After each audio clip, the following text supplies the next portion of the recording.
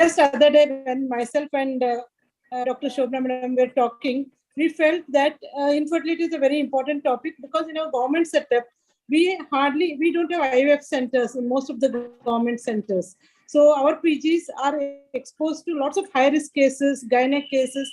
They see everything. But this high-end infertility, they are not seeing day to day. And so we felt we should do in detail out of this. And Dr. Kiran Pandey, Medical Education Secretary, she contacted me and I immediately agreed. I told we will do a case discussion on infertility, madam. Thank you, Dr. Kiran, for giving us this opportunity from FOGSI. Very enthusiastic and very inspiring, and you motivate us to do more and more. Thank you for giving us this opportunity. And for this thing, feel very humbled, feel proud, privileged to welcome our FOGSI president, very dynamic president, inspiring. Sir, you inspire all the youngsters, and when we see, we feel we should do more and more. So in spite of your busy schedule, you have taken time out of it and you have joined. It's a real privilege for us. We welcome you on behalf of KSOGA and FOGSI, sir. Thank you for joining us, sir. And I welcome our dynamic secretary of FOGSI, Dr. Madhuri Patel, and very privileged to and very happy to welcome our chief veteran, the male pillar of KSOGA, Dr. N.J. Remat, sir, for this program. Sir, also in spite of being very busy with his NMC inspection, etc., sir has taken time out of his busy schedule and joined. Thank you, sir, for joining. Thank you, I feel very privileged to welcome Vice President of FOGSI, Dr. Sampath Kumari, madam. She's there for all our programs. You really may encourage us and then feel like when we are under you, feel we should do more and more programs. Thank you, Dr. Sampath Kumari, madam, for joining this program and taking time out. And I welcome our moderators for this important faculty, moderators, all the eminent people in ART and IVF specialists, Dr. Shobna Patel, madam, for past president of KSOGA, Dr. Soumya Dinesh, Dr. Rega Rajendra Kumar, Dr. Yogita Rao. In spite of their busy schedule, they have taken time out to train PGs, to tell PGs. Already, they are so much interacted with our PGs and STM PGs. Our PGs, postgraduates are really feeling delighted. They feel they are missing your teachings already. And thank you for accepting our invitation and being there as a faculty to teach our postgraduates. And I also welcome our head of the department of SDM, Dr. Asha Nervi, whom when I called, she readily agreed, and she has made all the postgraduates sit in one chamber.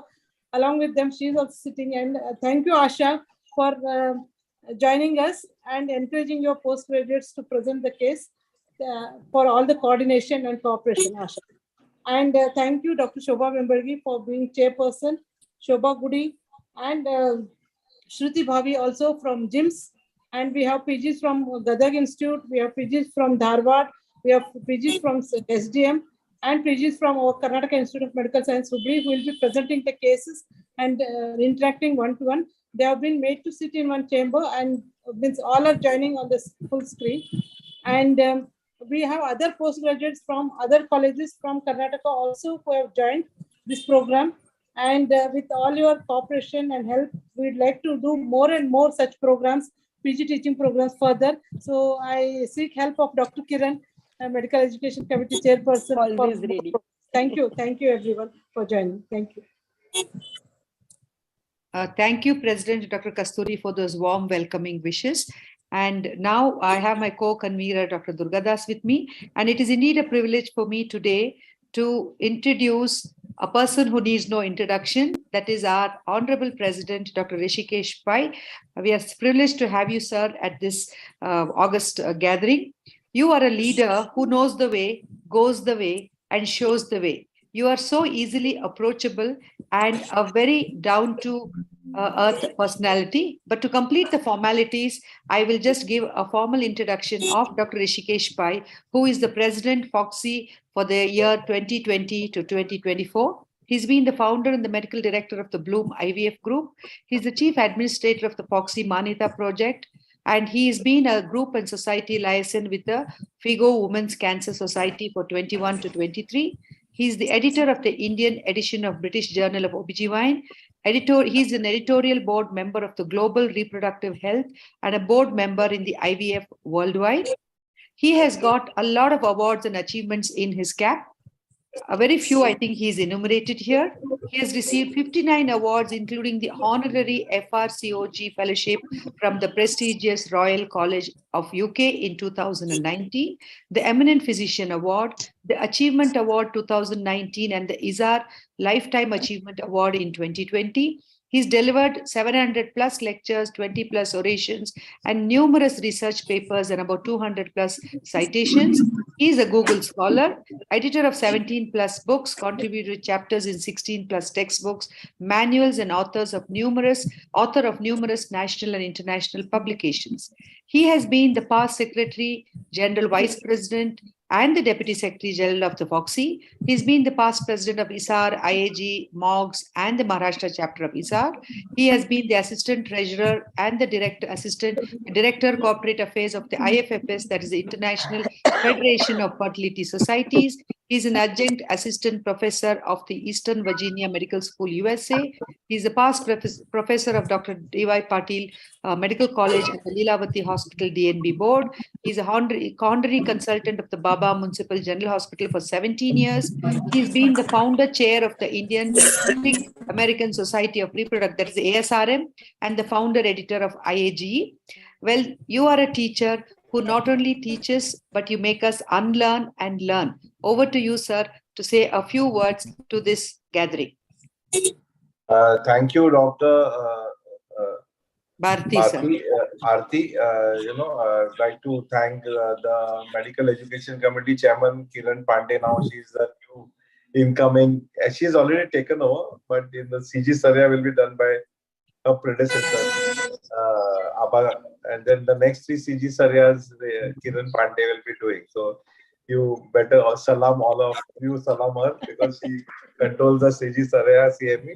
Plus also we have, this time I've become more, I brought everyone together. So we have brought the Gurukul together as one program, and the force also, we have got 4 zonal coordinators under Kiran Pandey, and we'll try to integrate as much as we can, though I'm not fully for integration. I like that we should have some conflict among some competition so that we get good leadership that comes in. Whenever there is a conflict and competition, leadership is better, and we want good leaders to lead the organization, what we have built in the future. So I would like to also respect my colleague, Dr. M.G. Hiremat, who is my very good friend for many years, 30-35 years, we know each other.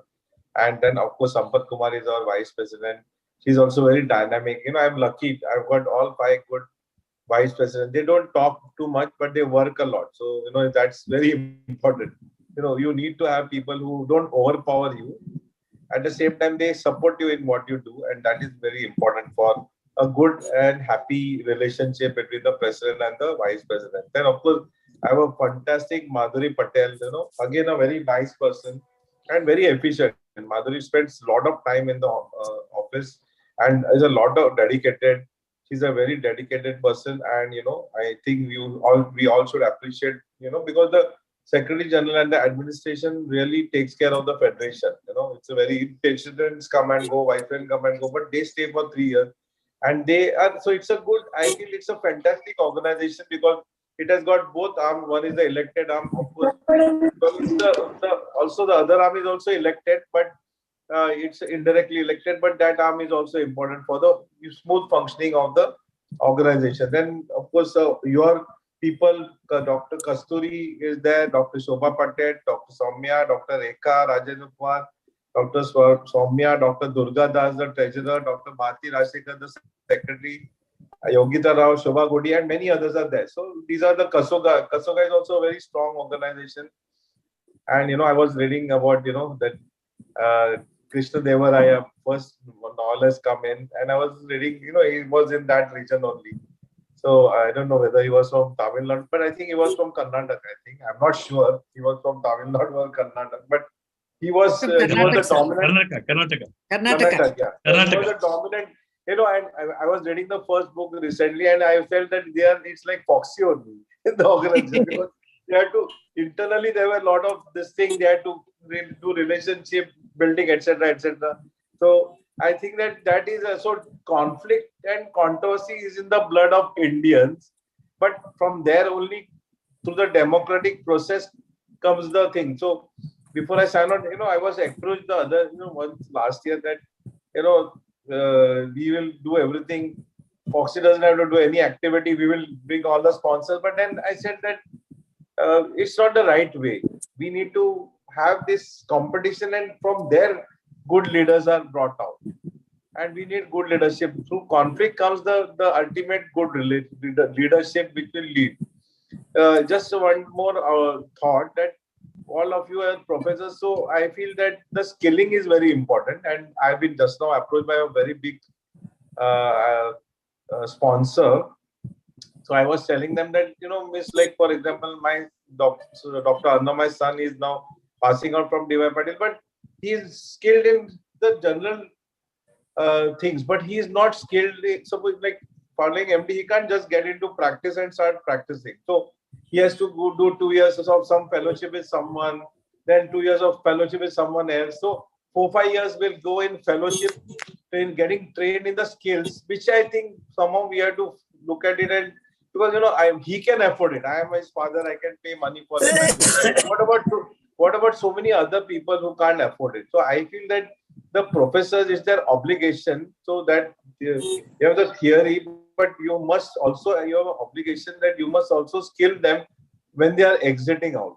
So or don't give them the MD degree till they are skilled, because I feel this is a minus point in our whole academic activity. I am not I'm not a full-time professor, but when I look from the outside, I feel bad, that they can't confidently put a laparoscope in, they can't confidently do hysterectomy, or they can't do a vaginal hysterectomy. You have to stay in the institute for 5-6 more years, become lecturer, reader. Why? No?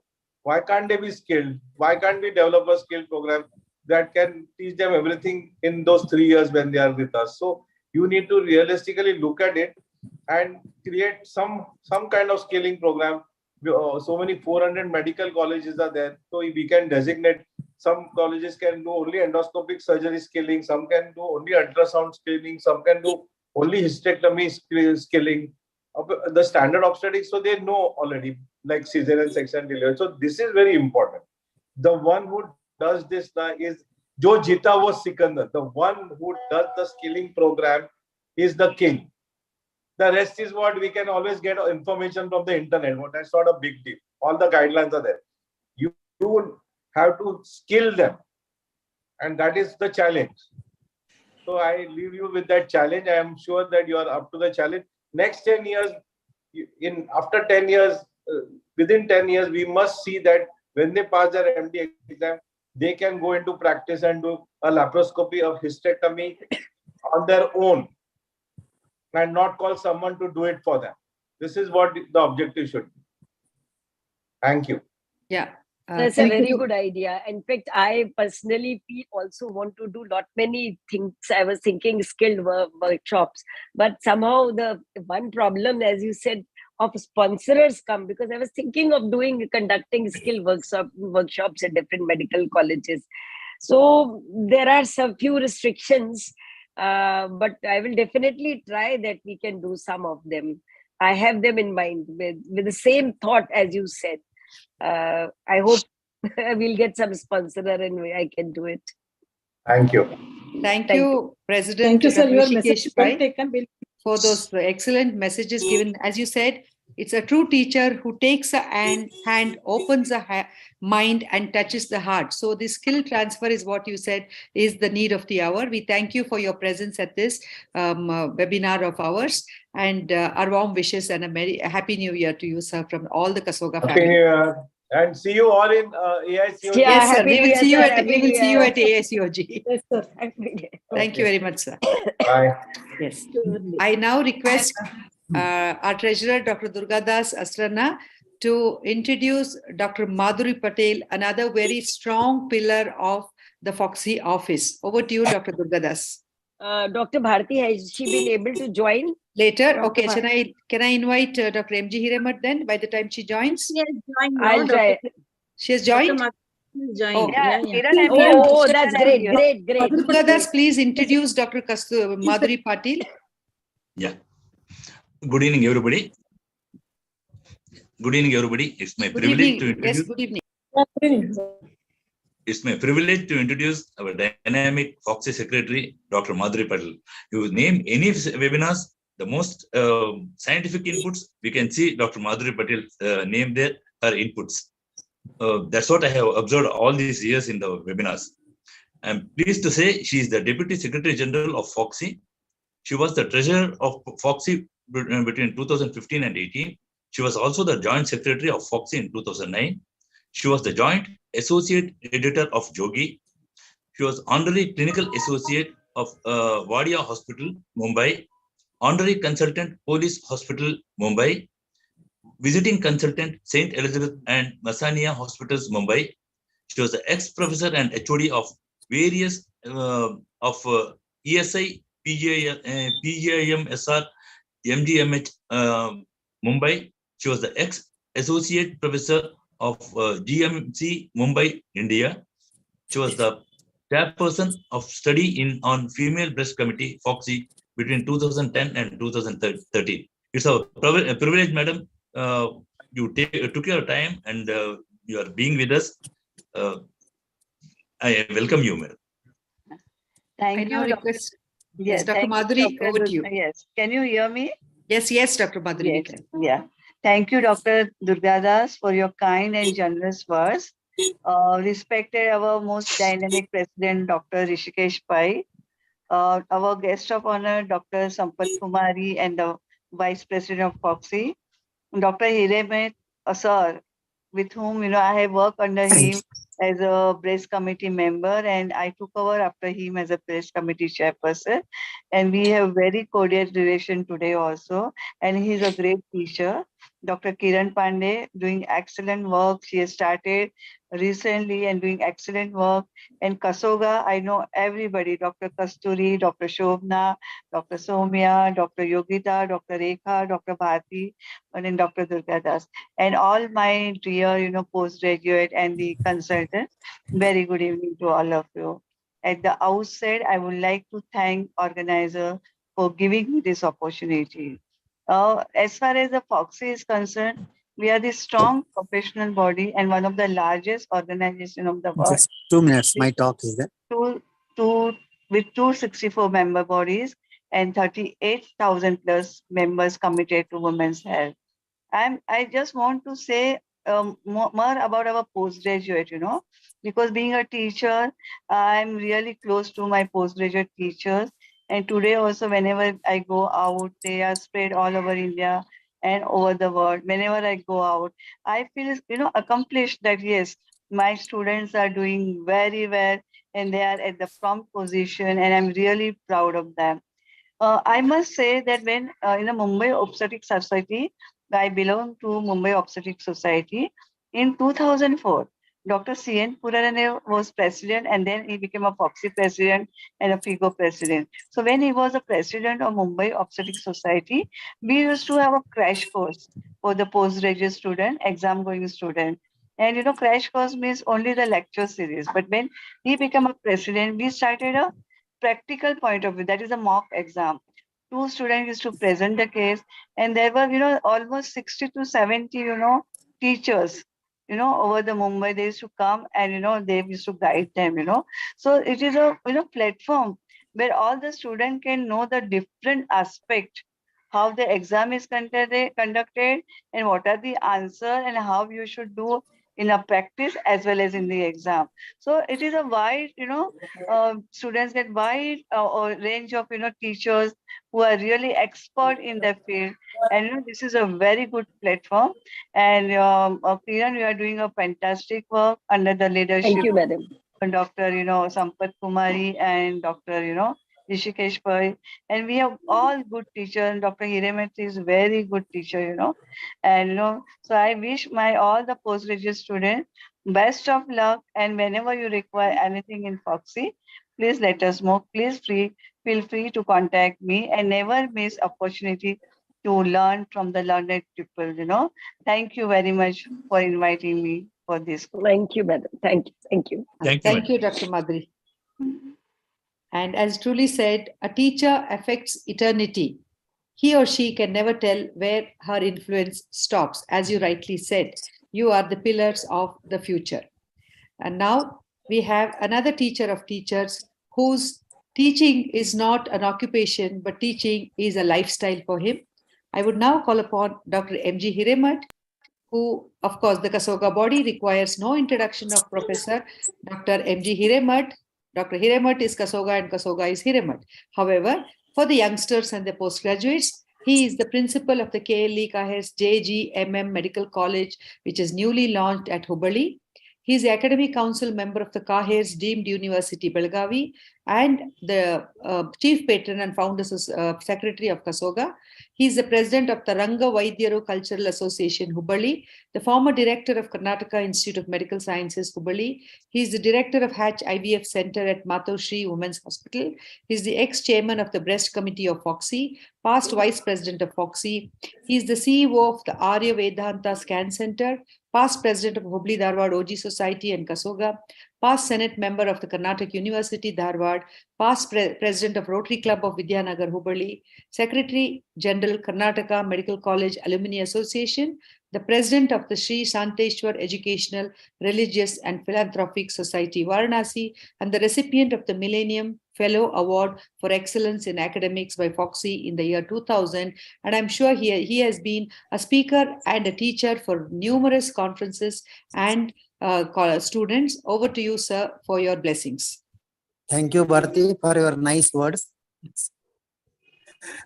Respected President of FOGSI, my good old friend, Dr. Rishikesh, Madhuri Madam, Dr. Kiran, and all the KSOGA office bearers, Dr. Kasturi. At the outset, I would like to thank that I have been made a part of this program. Really, this is very close to my heart because at FOGSI level, arranging a program for the postgraduates and keeping the postgraduates in the mind, I think it is a best program. I must congratulate Dr. Kiran, Medical Education Chairperson, for having taken this initiative and accepted this great work by Dr. Kasturi and Dr. Durgadas. And I don't want to take much of your time. I am traveling. Hope you have heard few lines of mine. I wish all the best for this program and should continue. I think this will be the way what our just president told, that a student who gets his MD degree, he should be able to do everything, not wasting his time for fellowship one after the another. I think this vision of our president is great. I think during his tenure, he will make all the efforts to see that every postgraduate is fully skilled to become an excellent consultant. Thank you very much, Bharti. Thanks to all of you. Thank you, sir, for your warm wishes and blessings. And now we have our beloved Vice President, Dr. Sampath Kumari, a very dear friend of mine. I request Dr. Durga Das to kindly invite Dr. Sampath Kumari and introduce her. Yeah, I'm very happy to introduce Dr. Sampath Kumari. She's the real teacher of teachers. You might have heard her so many times. Excellent subject input, whatever subject she takes. She is the chief and HOD of Muthukumaran Medical College and Research Institute, Chennai. She is the vice president of FOGSI, chairperson of FOGSI Adolescent Health Committee in 2016 and 18. We have seen she has done excellent job.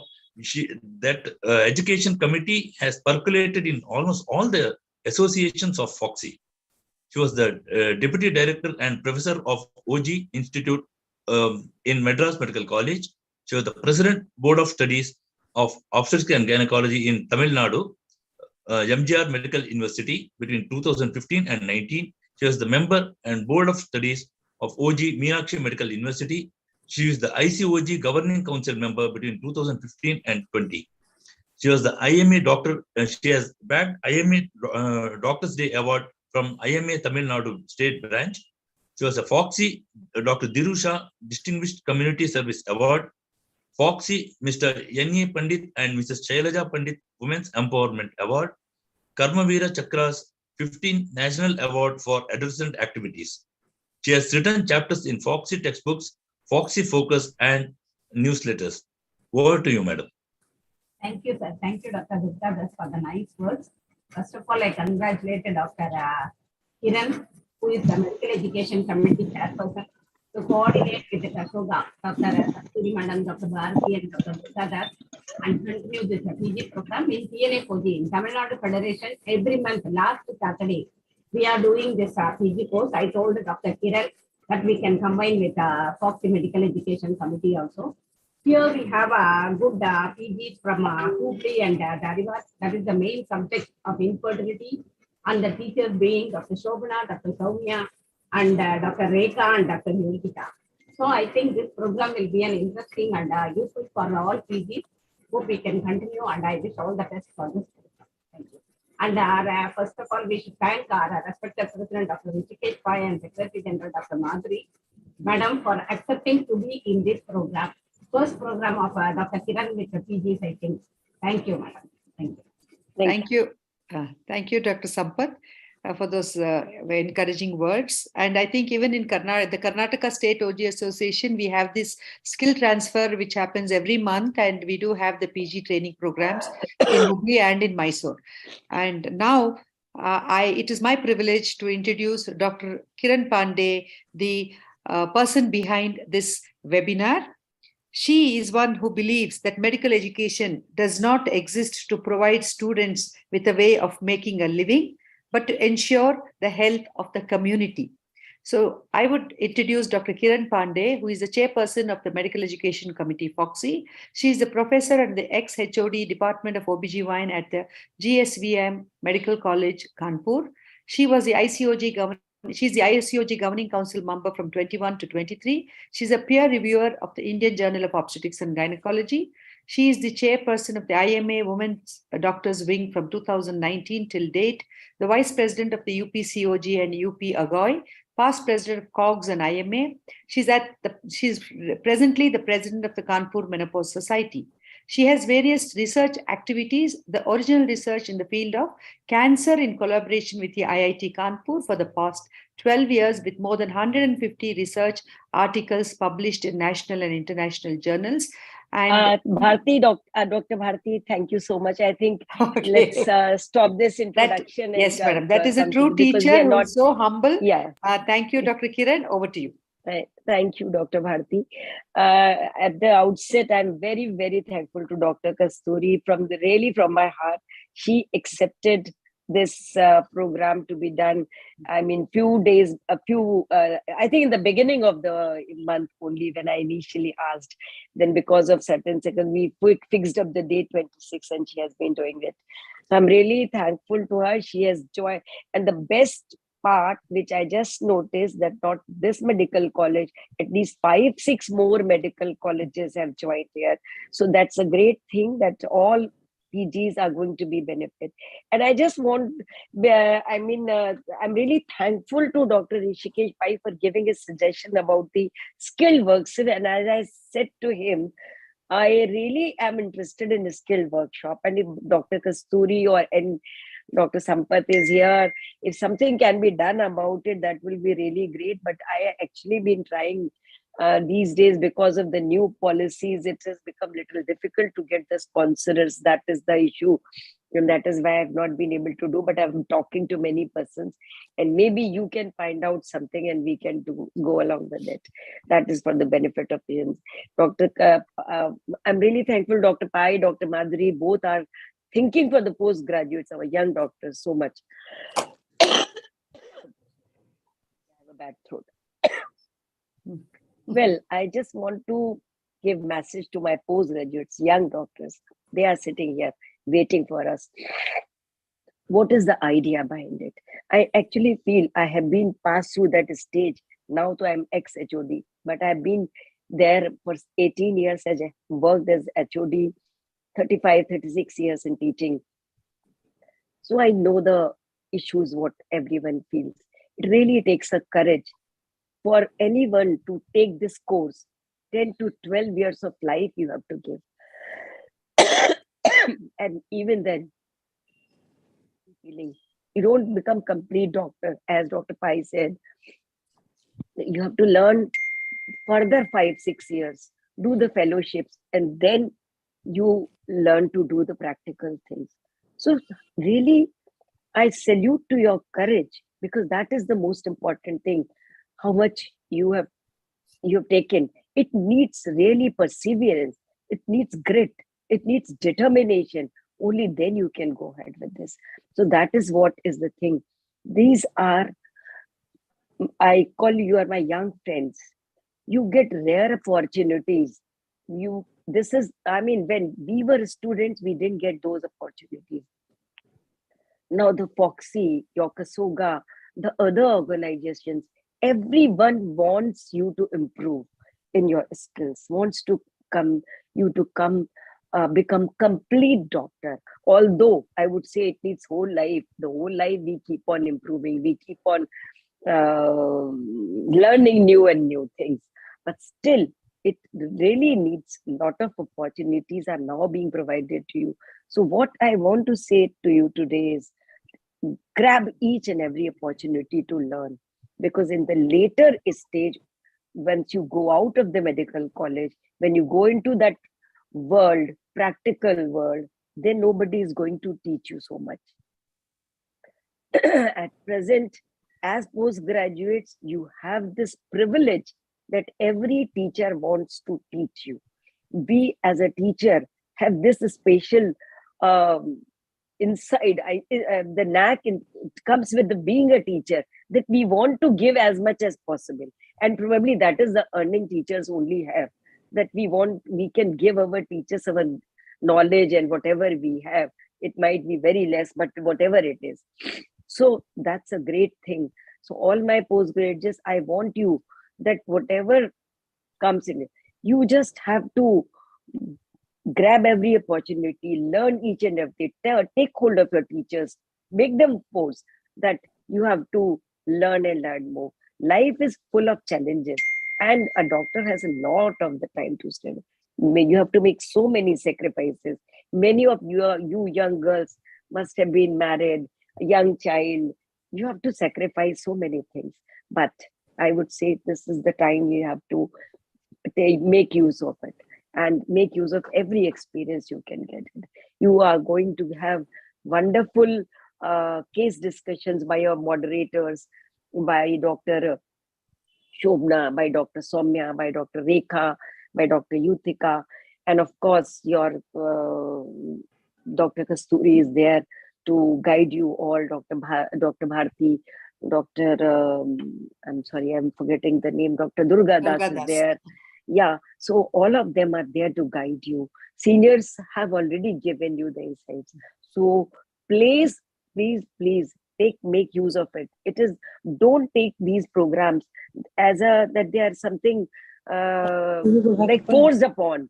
You have to take advantage of them. That's what I want you to give the message. And I'm really thankful, Dr. Kasturi and Dr.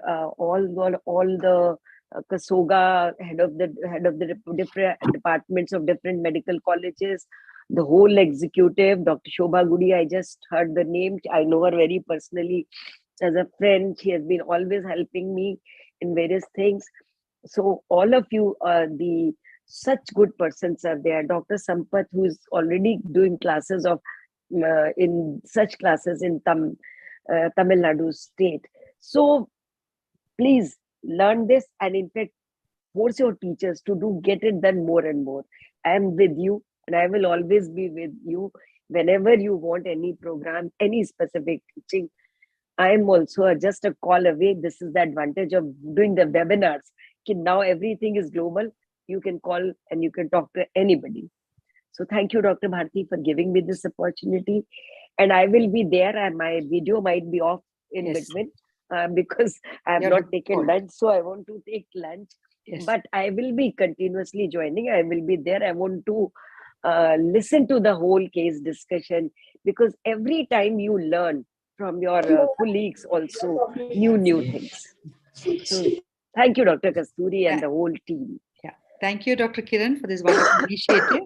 And as you said, education is the most powerful weapon which you can use to change the world. And the goal of education is the advancement of knowledge and the dissemination of the truth.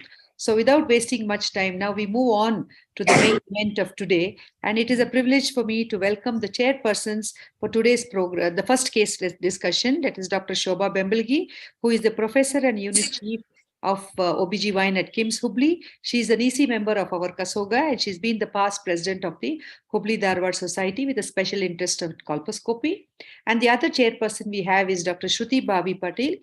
She's a very young, enthusiastic consultant from Gadag, and she is the site co-investigator for the WHO trial in labor care and the co-investigator for the WHO STEP MAG trial. She's a nodal officer for the Lakshya program, and she's got numerous publications, and she has been awarded the FOGSI Orator for the year, Young Orator for the year 2021 in the South Zone, and she has won the second prize for the consultant quiz and the slogan quiz. She's a very enthusiastic young consultant in a very promising person in KSOGA. She's been certified with the DIRA No to Violence Master Training Certification. She has a special interest in high-risk obstetrics, adolescent health, laparoscopy, and medical education. So I now hand over the mantle to Dr. Shobha and Dr. Shruti. I think you can start introducing the conveners of the case presentation, Dr. Shobna Patel and Dr. Soumya Dinesh. Arun, please put the CV of Dr. Shobna and then Dr. Soumya. They will introduce them.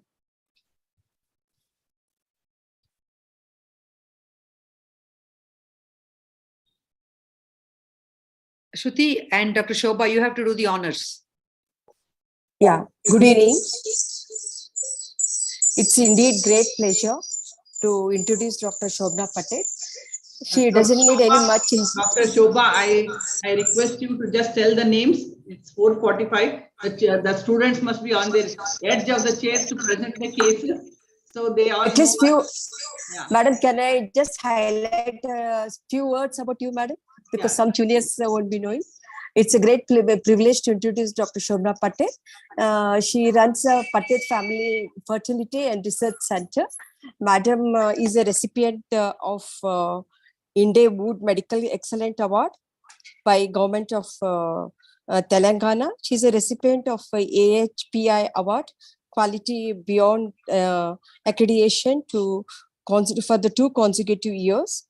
Madam is a past chairperson for 2019 and 21 for Karnataka chapter, ISAR, past president 1920 Karnataka Society of OBGYN Society, honorable secretary for 23-24 Fertility Preservation Society of India, and she's an executive committee member for the PCO Society. With this, I present to you Dr. Shobna Patel.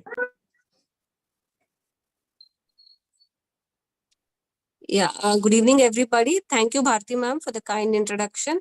I thank Kasturi ma'am for this wonderful opportunity and congratulate both of you, ma'am, for this program. It's my privilege to introduce Dr. Soumya Dinesh ma'am. She is a fellow of RCOG, London, and also a fellow in reproductive medicine, minimal invasive surgery, and fetal medicine. She's a medical director of Santasa IVF and Endosurgery Institute, Mysore, and SSM Multi-Speciality Hospital, Hassan. She specialized in infertility and assisted reproductive techniques, gynae endoscopic surgeries, ultrasound, embryology, and she's held the positions of secretary, Hassan Society. She's a member of IMA, FOGSI, ISAR, IAG, FFI, and also EC member, KSOGA and KISAR. He was also a joint secretary of Swami Vivekananda Youth Movement in 2020. Thank you, ma'am. Thank you, Dr. Shruti. Good evening, everyone. Thank you very much for the kind introduction, and I congratulate both FOGSI and KSOGA for putting up this program. We have planned for 2 case discussion today, and I think the time allotted for us is around 35 minutes. 35 minutes, I think we have. So we call upon the first presenters, I think from KIMS Hubli. Can you all share the screen? Can you start the presentation, please?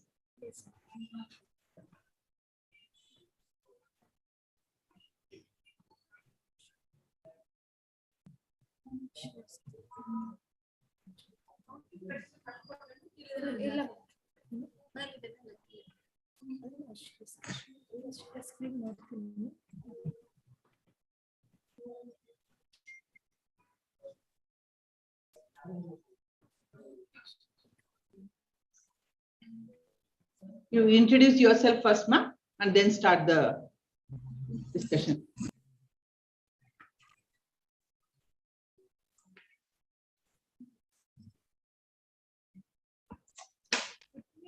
Myself, Dr. Divyesh Bhatt, third year postgraduate from KIMS Hubli. Myself, Dr. Harshita, third year postgraduate from KIMS Hubli. Thank you, ma'am. Divya and Harshita, before you start, make your presentation, go slowly, go confidently. Okay. Yes. And we will stop you as and when any questions arises, we will stop you then and there, and we'll have the discussion and then we move on. Is that okay with you? Yes, ma'am. Soumya, is that okay with you? Yes, ma'am. So we will stop them more often than what examiners would stop for the benefit of others. So yeah. But examiners won't be asking this many questions, and the difference is we are also giving you answers on and off. And keep the answers very specific to the question. Is that okay? Yes, ma'am. Thank you so much. Start. A 28-year-old Mrs. A, who is homemaker, hailing from Hubli, married to 34 years partner, Mr. X, studied up till 10th standard, who is a farmer. The lady gives complaints of anxious to concern. Dr. Divya? Stop you there. We stop Dr. you Divya? there. Yeah.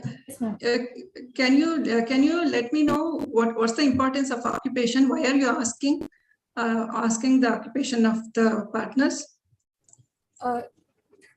Yes, ma'am. Occupational exposure, occupational hazards. If the patient is, if the partner is working in some dye industries or any toluene exposure, will affect the fertility of the patient. It will decrease the sperm count and it will be hazardous. And working in hot furnaces and industries can also affect the fertility. It need not be always in industries. Even farmers, because they do spray insecticides, and he may be working in pesticide unit, all those, and even painters, even cooks. Furnaces are a different sector, but being cook is a very common phenomena that we come across. So all those occupations need special attention. And many chemicals like lead, arsenic, mercury, lead is present everywhere in the water, in the pipe, what comes to us, the water we drink, everything, everywhere there's a lead. Understand that? So like the occupation becomes very important, and these are all we call them as an endocrine disruptors. These are the ones which affects the fertility. Okay. One more question here, on this slide. Tell us what is the importance of age in fertility? Female age you tell us, and what's the importance of male age you tell us? Yes, ma'am. In females, the fertility decline starts at the age of 27 years and it accelerates from the age of more than 35 years. The oocyte count starts depleting. In case of males, it is little at the older age group, that is post 50 years, the sperm count starts reducing. So in that way, it is. Yeah. So very correct what you're told. Age is most important factor when we are talking about infertility management. 20 to 30 years is the right age for the woman to get pregnant, right? And then after that, it starts dipping down. And why does it happen? Why the age starts? Fertility starts dipping down in as the age advances. Because the follicular aging, ma'am, at the puberty about 3 to 4 lakhs. Exactly. At the cellular level, what happens? From the total FSH level starts increasing. No, I'm asking you what exactly happens at the cellular level, not the hormonal changes. What happens? We are not asking you. What happens? More of chromosomal depletion will start occurring, ma'am. There is mitochondrial dysfunction, which reduces the ATP, and there is increased meiotic non-disjunction. So there is decrease in the spindle formation, problem in the spindle formation, and then there is aneuploidy. What about male age? Is it important? Yes, ma'am. What problems are there? Advanced paternal age. APA, advanced paternal age. This is called as an APA, advanced paternal age. What are the problems?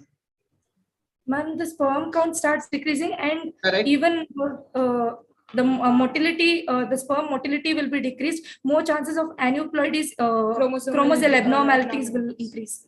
What else? Correct, you're right. What else? It's surprising to know that the congenital anomaly also increases as the paternal age increases. Cleft lip, cleft palate, pyloric stenosis. Okay, so there are many congenital abnormality can be more, and also childhood cancer. Childhood cancer is more as the paternal age increases. Leukemia is more common when the paternal age increases. Okay, apart from this, there are also psychiatric disorders. Psychiatric disorders like schizophrenia, okay, attention deficits. These are all supposed to be more when the paternal age is more. So we always thought maternal age is very important and paternal age is not very important. It's not like that. So paternal age also is very important. So age is one of the most important factor when we are talking about fertility. Okay, move on.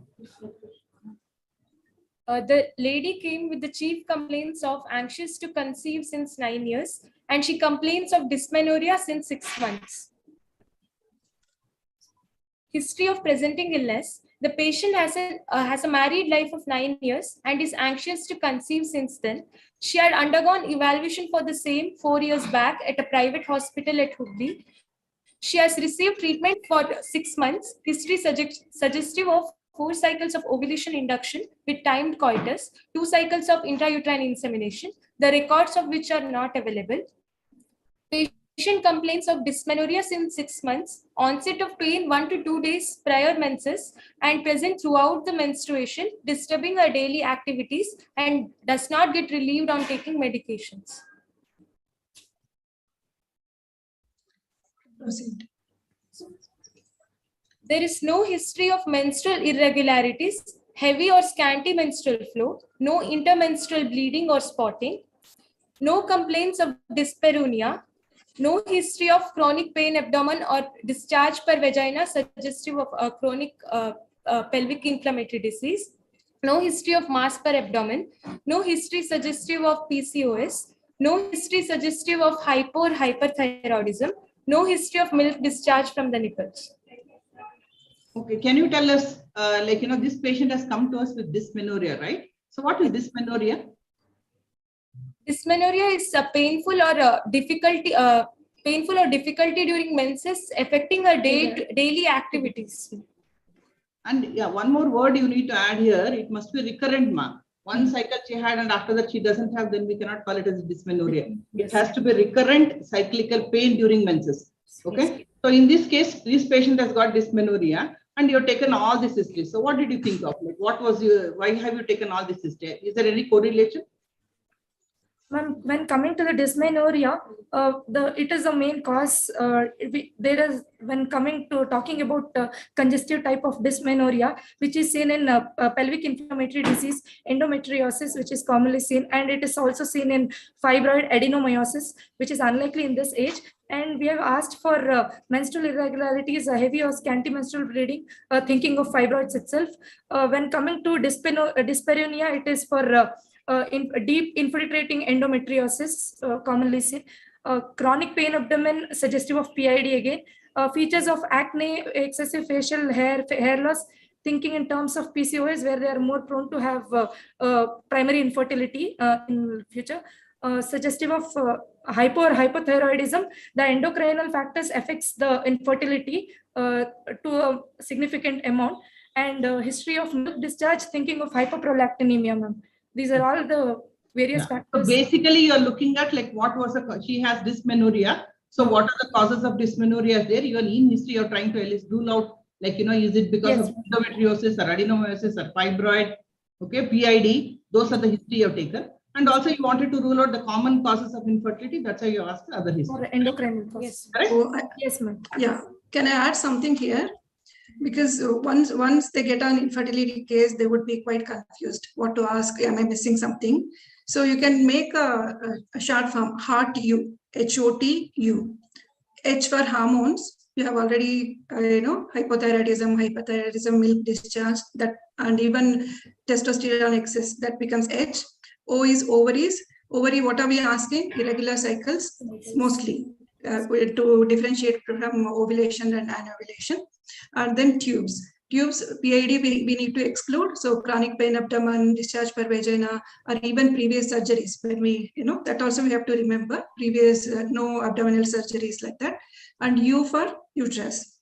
Uterus, any pain, excessive flow. Intermenstrual spotting is for, in case whether there are cervical lesions or polyps.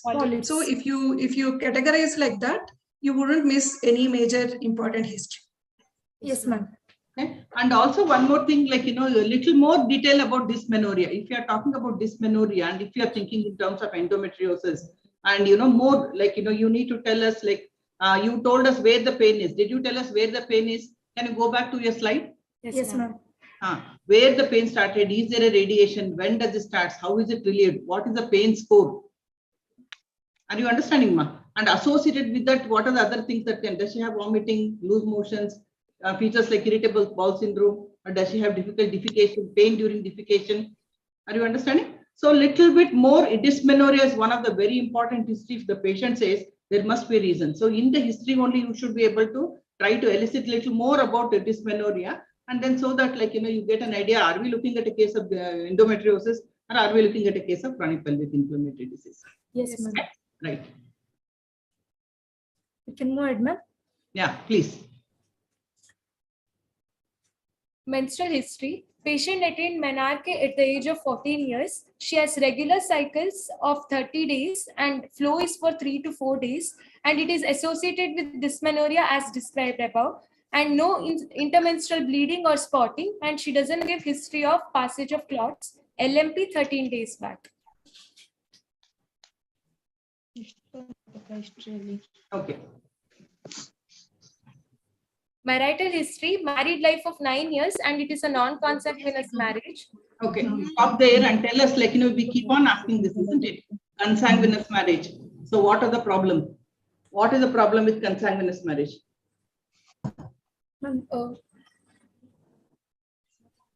If suppose there is a consanguineous marriage, and what are the problem do you think even the patient can have or the baby can have? There will be more chances of congenital anomalies or like congenital, correct, you're right. Yes, congenital abnormality like Down syndrome or thalassemia. No, now Down syndrome is not a right answer. They can have congenital abnormality like CHD, cleft lip and cleft palate. Okay, they will not, there is no association between autosomal dominant X-linked or Down syndrome in the consanguine marriage when you are talking about. Autosomal recessive disorders are strongly associated with consanguineous marriage. This is very important. Not many people will know this, and not the postgraduates will know this. Don't say Down syndrome. Autosomal recessive disorders are more common in consanguineous marriage, and congenital heart disease or cleft lip or cleft palate is more, and childhood mortality is more whenever there is a consanguineous marriage. So for everything what you utter now, you must know, like, few things, because the examiner, we are going to ask from whatever you are presenting, right? So if you say consanguineous, they will ask you that. If you say galactoria, they will ask about that. Okay, so you should know when you are uttering that word, you must know what you are talking, why you are talking, what are the causes, why, what, where, how. All those questions has to come when you are presenting. Is that okay? Yes, ma'am. Proceed. Sexual history, frequency of coitus 4 to 5 times a week, no history of dyspareunia, no history of usage of lubricants or jelly. The patient lacks awareness about the fertile period of the menstrual cycle. Dr. Vidya, why is it important? The previous slide, please. When you ask, she lacks awareness about fertile period, what are you inferring in your mind? As whether she has knowledge about the... Please draw it. IP number? It's okay. It's not me. Tell me. The patient should know the fertile period of the cycle as when to have coitus and regarding the chances of having a successful pregnancy around post-ovulation period, we have to guide them. The calendar method has to be explained to the patients, ma'am. So that is why we encourage them about having the awareness. How do you generally guide them? Just how do you orient them about fertile period?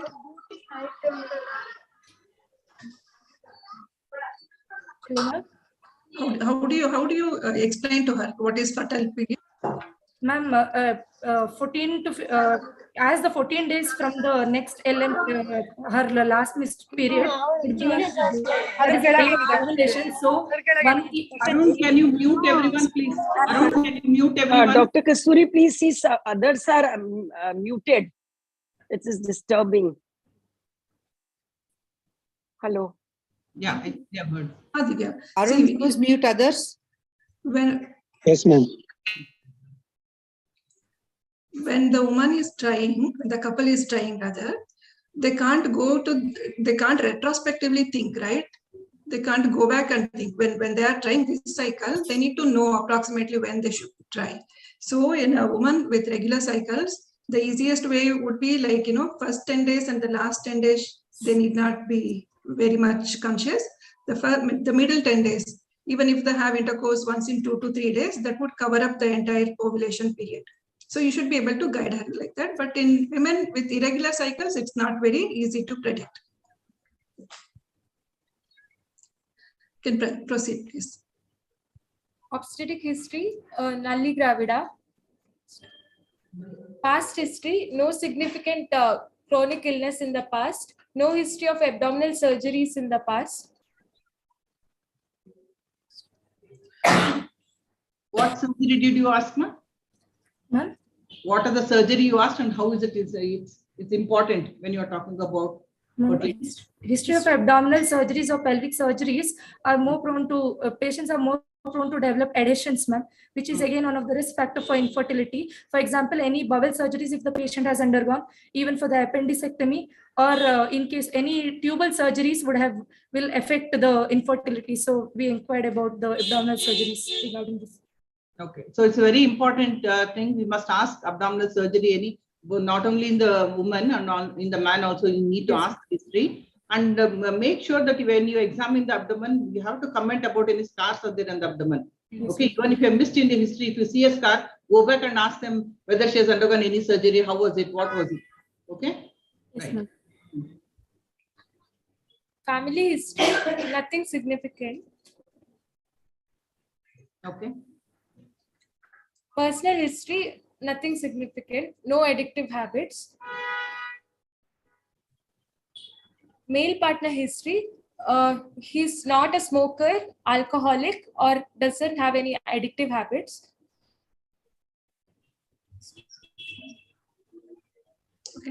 Okay. No history of erectile or ejaculatory problems. No history of any chronic illness. No history of any surgery of the genitalia. Okay. On general physical examination, she's obese, doesn't have any pallor, bilateral breasts appear normal, no discharge from the nipple, no hirsutism, acne or acanthosis nigricans, no enlargement of thyroid gland.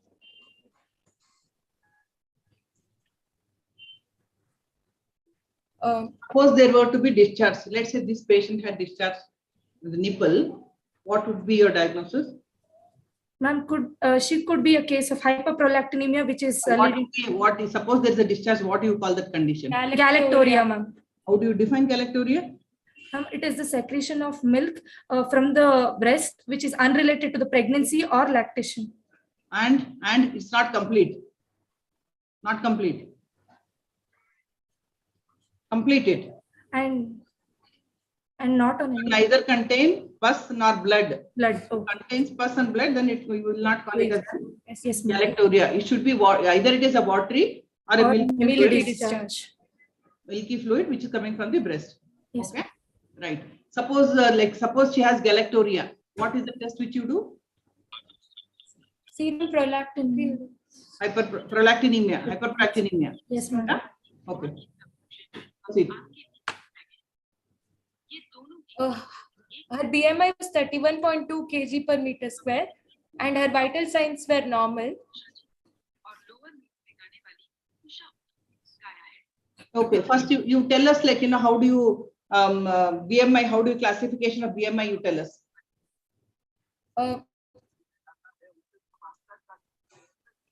How do you BMI or Quitlet index is according to the Asian classification. Correct. Ma'am?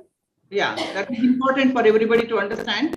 The WHO, you cannot use the WHO classification. Asian classification is different. So you put up the slide, ma? Yes, ma'am. Yes, ma'am. Is there a slide there? Yeah, put the slide and then talk. Yes, ma'am. According to Asian classification, underweight is considered when the BMI is less than 18.5 kg per meter square, and normal weight is considered, normal BMI is considered as 18.5 to 22.9 kg per meter square, and the person is considered as overweight when the BMI is between 23 to 24.9, and she is considered as obese.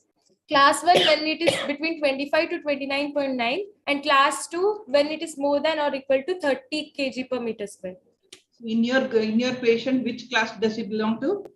Class 2 of obese class 2. Are you concerned about it? Yes, ma'am. Why? Because obesity is commonly associated with many gynecological problems. In her case, infertility, PCOS, menstrual irregularities, and there will be difficulty while having gynecological surgeries and also while inducing in anesthesia problems. More chances of metabolic syndromes associated, ma'am. So Correct. which will in turn lead to infertility further. What else? What else? Increased risk of miscarriage.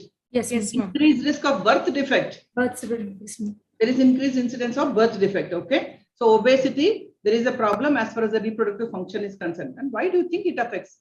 How do you think? Why should the obesity affect fertility like this?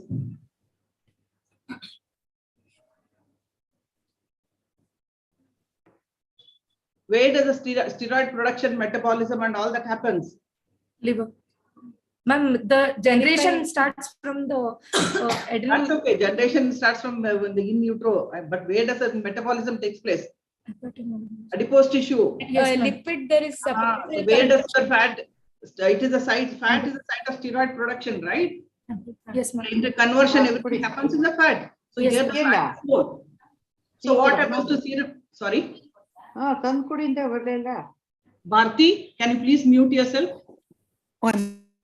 See what happens to serum sex hormone binding globulin? It is decreased. Reduced. Whenever there is serum obesity, it is decreased. There is decreased insulin, increased insulin, and decreased androgen. So there is relative hyperandrogenism. So there is hyperandrogenism. That is how it affects the fertility. Okay. So you need to know how obesity affects fertility, right? And you know what problem it causes. You know how it causes. So next we need to know that how we have to address that, right? Okay. Proceed. Systemic examination, nothing significant.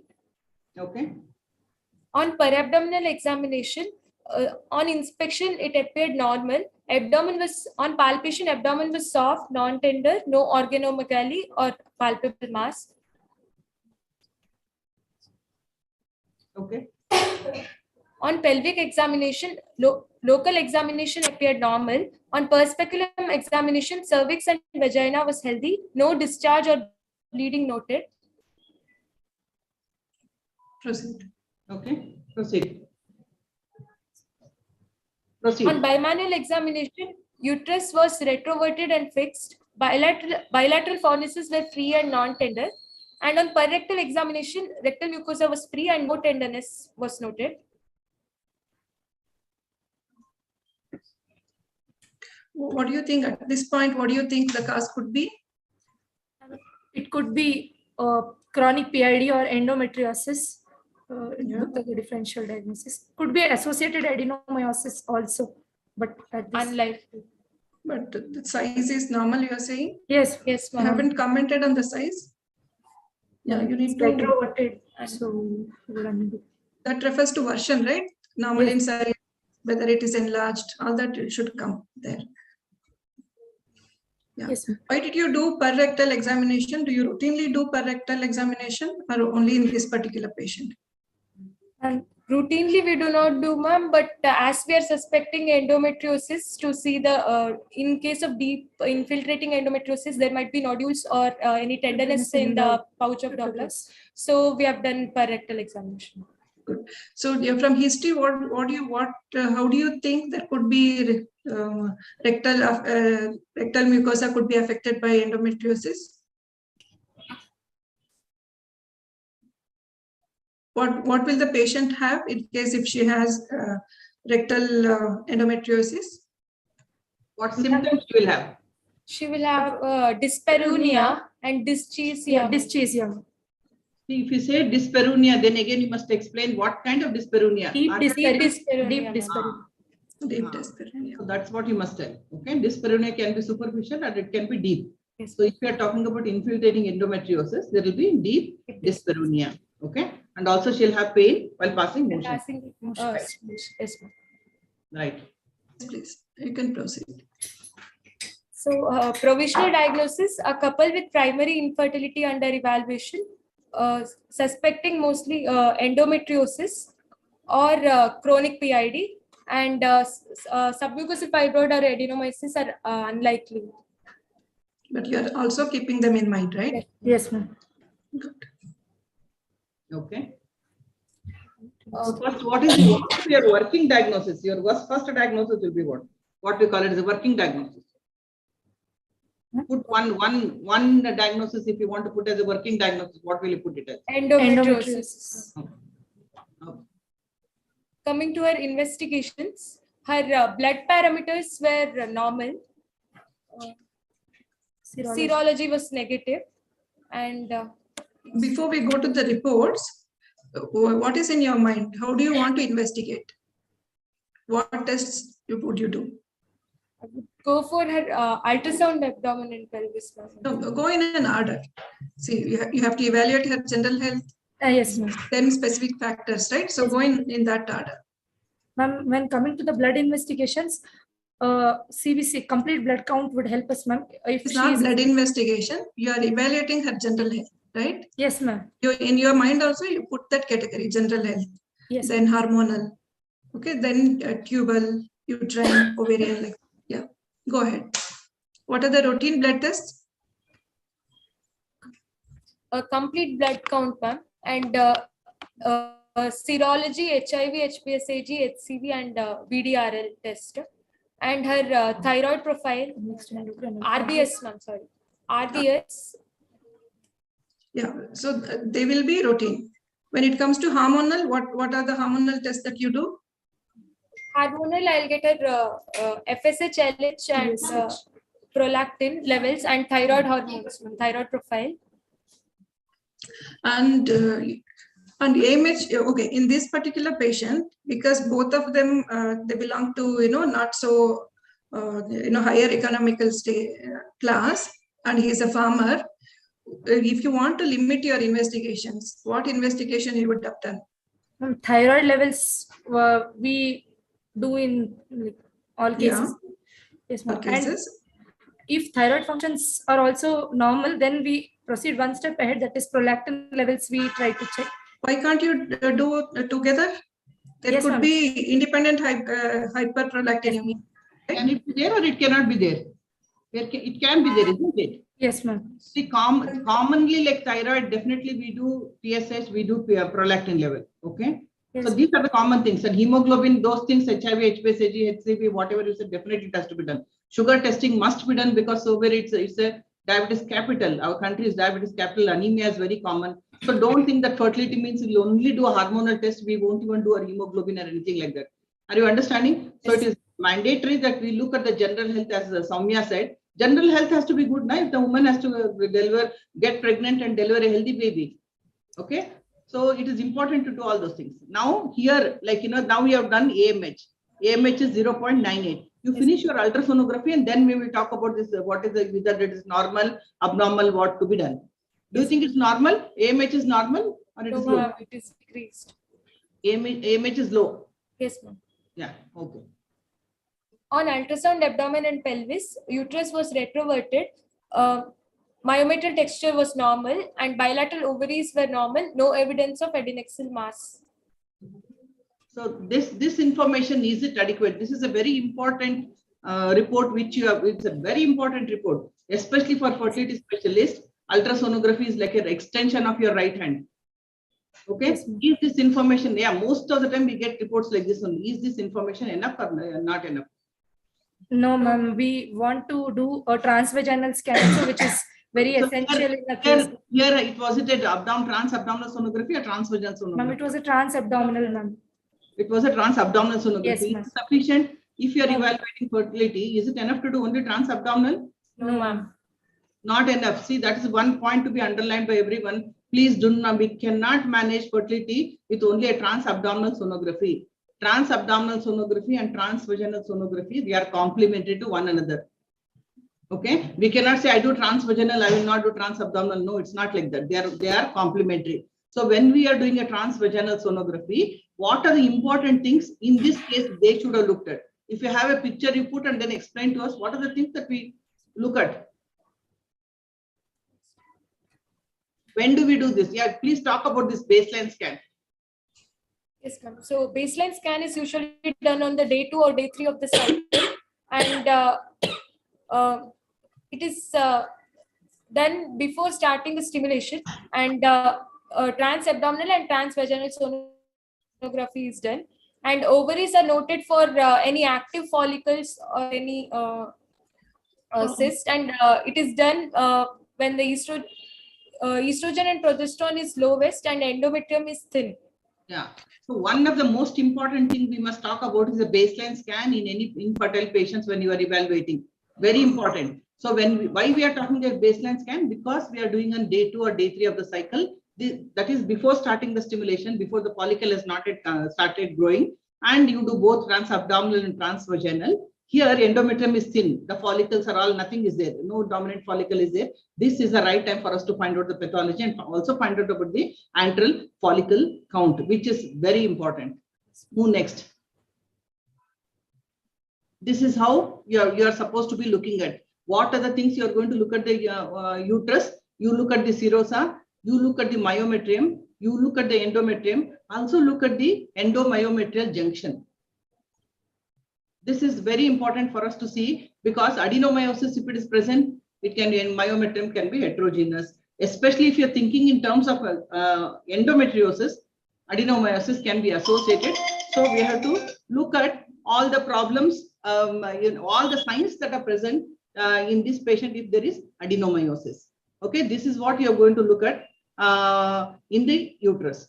Next slide. Divya, before we go to the next slide, can you tell me what is the disadvantage of ultrasound at, during second day or third day of the cycle? What can you miss? Because if all of us, take this as standard, and if the baseline, that is day 2, day 3 scan is normal, but still you could be missing 2 important things. Can you guess what it could be? Because she's bleeding and there is blood in the cavity. So endometrial polyps you can easily miss, and you would not be able to evaluate the endometrial lining. And sometimes even septate uterus can also be missed because it will be at the thinnest point. So at least you should know that endometrial factors can be missed. If at all, what Soumya is trying to tell is, if at all you want to find out, like if there is a polyp, better to do in the secretory phase. Okay, maybe around ovulation. Around ovulation, late follicular phase. Okay, or if you want to find out about the uterine Mullerian anomaly, you want to do a 3D sonography, 3D ultrasonography if you want to do, maybe like, we should be doing in the secretory phase where the endometrium is thin, so we get a good 3D picture. So for everything, whatever you are looking at, like, what is that you want to look at what stage you must be doing an ultrasonography. So baseline scan is just a routine, it's a basic scan which if you want to do, this is the thing. As Soumya said, these are all the other exceptions which always have to be kept in mind. Because then if the patient is bleeding, the endometrium will be thick, no? That time, many a times if there is heavy bleeding, then your endometrial thickness may come up to 10 or 15 mm. Then you cannot say she has endometrial hyperplasia. All this diagnosis should not be made. Correct? So those are the things which we need to understand. So in the uterus, you are going to see all these things and go back. What we are telling you is a very basic fundamental, like based on whatever report you have given, what you have presented. Based on that, we are telling you what the minimum thing that should be seen. Okay, there is an article which is called as there's an article which talks about idea.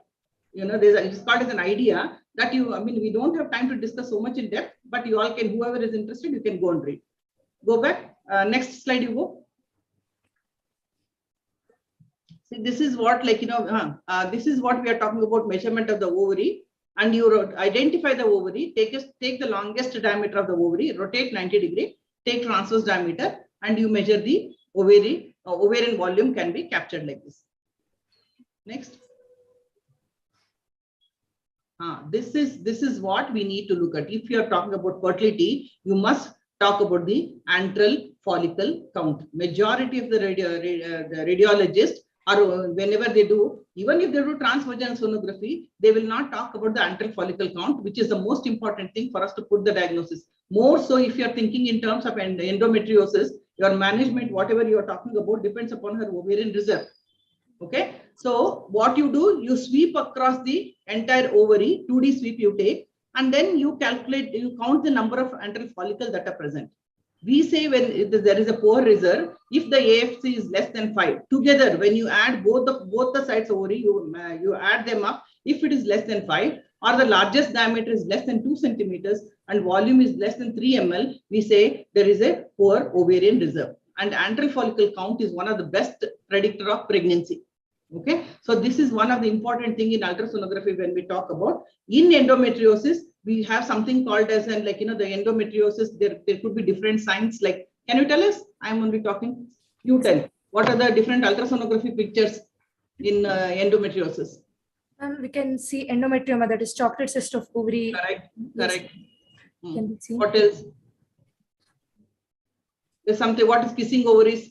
Both the ovaries, which is seen laterally. Right. So correct. It is seen in the pouch of Douglas. Both the ovaries meet together. Correct. What else? Sliding sign. What is sliding sign? You slide. You give it the probe. You touch the cervix, and then if you can see the rectum moving away from the uterus. If you can see the rectum moving away from the uterus, that means it is not adherent to the uterus. You just give you hit the cervix and you can see the rectum moving away from the uterus. That is called a sliding sign. So these are the things which you must be seeing in the case of endometriosis. And also look at if there is any tender spot when you are doing an ultrasonography. See whether there is any tender spot. Probably there could be a nodule there. So these are the few things you should be seeing in case of ultrasonography. And also now we go back to AMH. See now in this woman, what we are looking at is she has endometriosis. She is obese. Okay, her AMH is less. How much importance you can give for AMH, or what are the limitations of AMH? You tell us.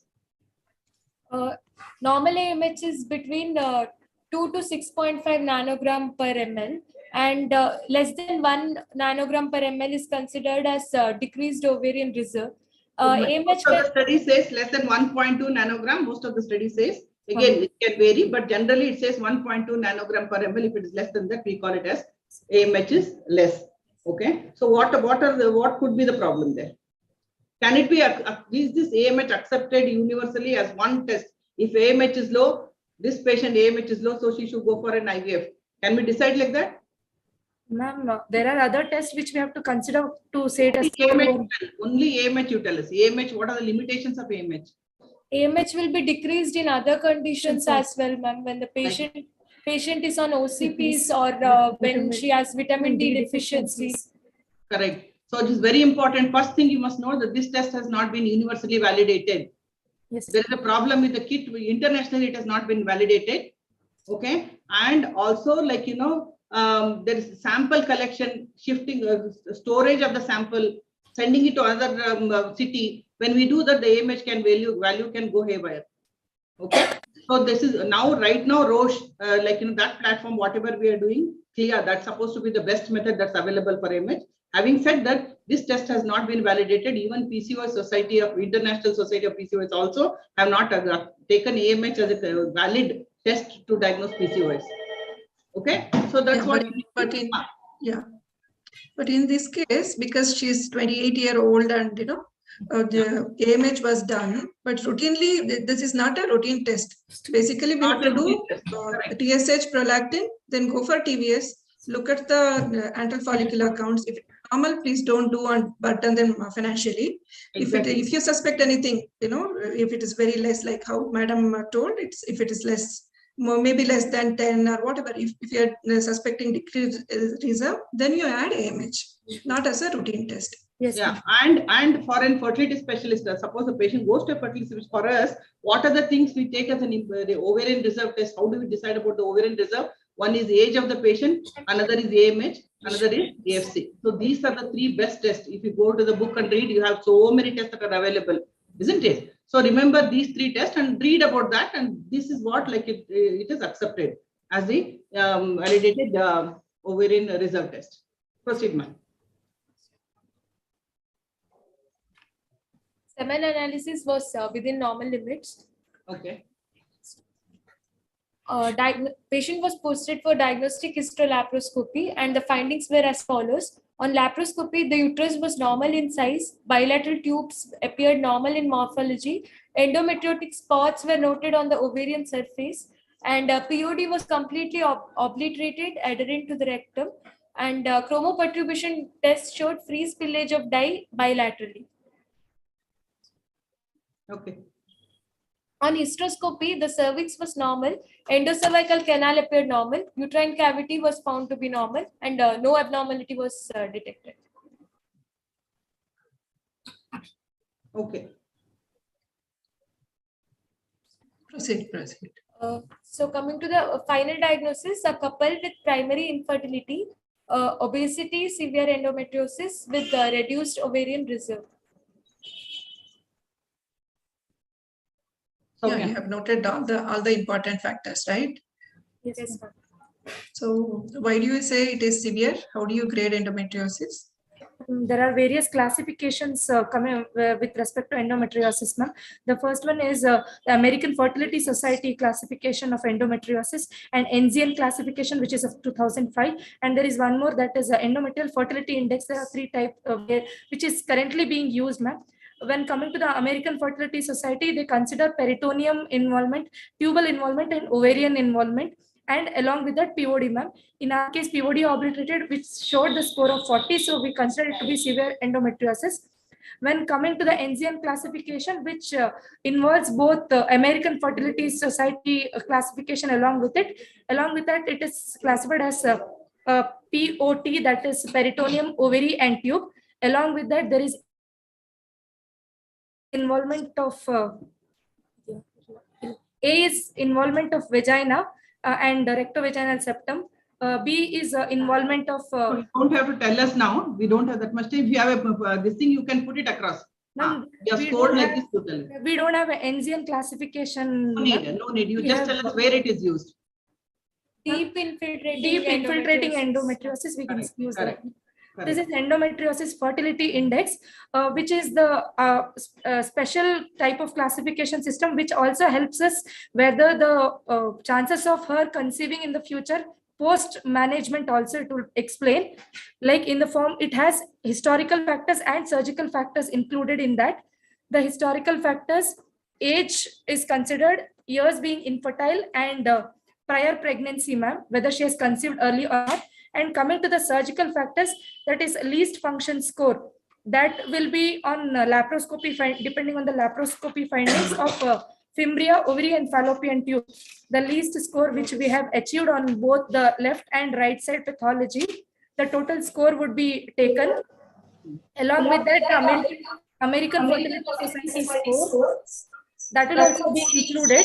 The addition of historical and surgical score is together called as endometriosis fertility index, ma'am. Very good. So you have read it completely? You understood? Yes, ma'am. Very good. Okay. So in this patient now, what do you want to do? What is your plan of action?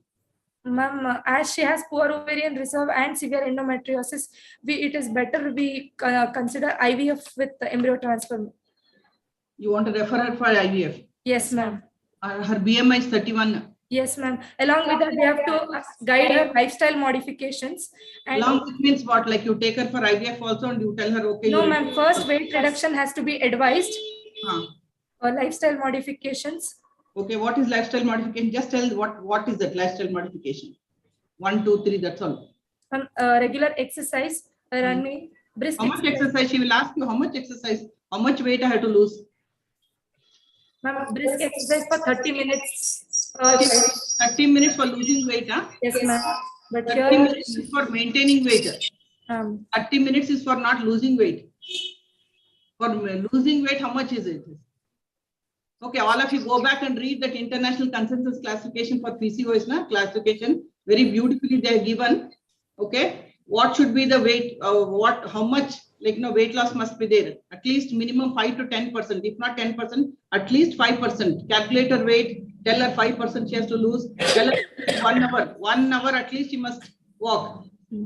Are you understanding? If it is a moderate activity, along with that weightlifting, those are the kind of things which you must tell. If you have a dietitian and a whole unit, separate unit, you can tell them. Otherwise, you must tell her to lose weight. Is she an indication for starting a pharmacotherapy? Yes, yes, ma'am. Yes. What drugs are available in the market? Ma'am, Orlistat, ma'am, that 60 mg capsules will be available. Taken BD for up to 1 year. You know how much Orlistat will reduce the weight? It will reduce 3 kg in 1 year. So, you are by then whatever the average is so low. Okay, so it doesn't work. What is any other drug is available in the market? Injections. Any injection is available. There's an injection which is called as liraglutide. Liraglutide. One, so that is available, and our endocrinology colleagues give that. Okay, so you must, in this case, you must ask her to reduce the weight. Okay, you give her a time frame, 2 months, 3 months. Ask her to lose weight, and then go ahead with IUI. Do you want to do IUI for her? Is there any role of IUI? Good evening, madam. We're running short of time. So we could do. Could do. Yeah. Are we time up? I think we are time up. I think we are time up. Yeah.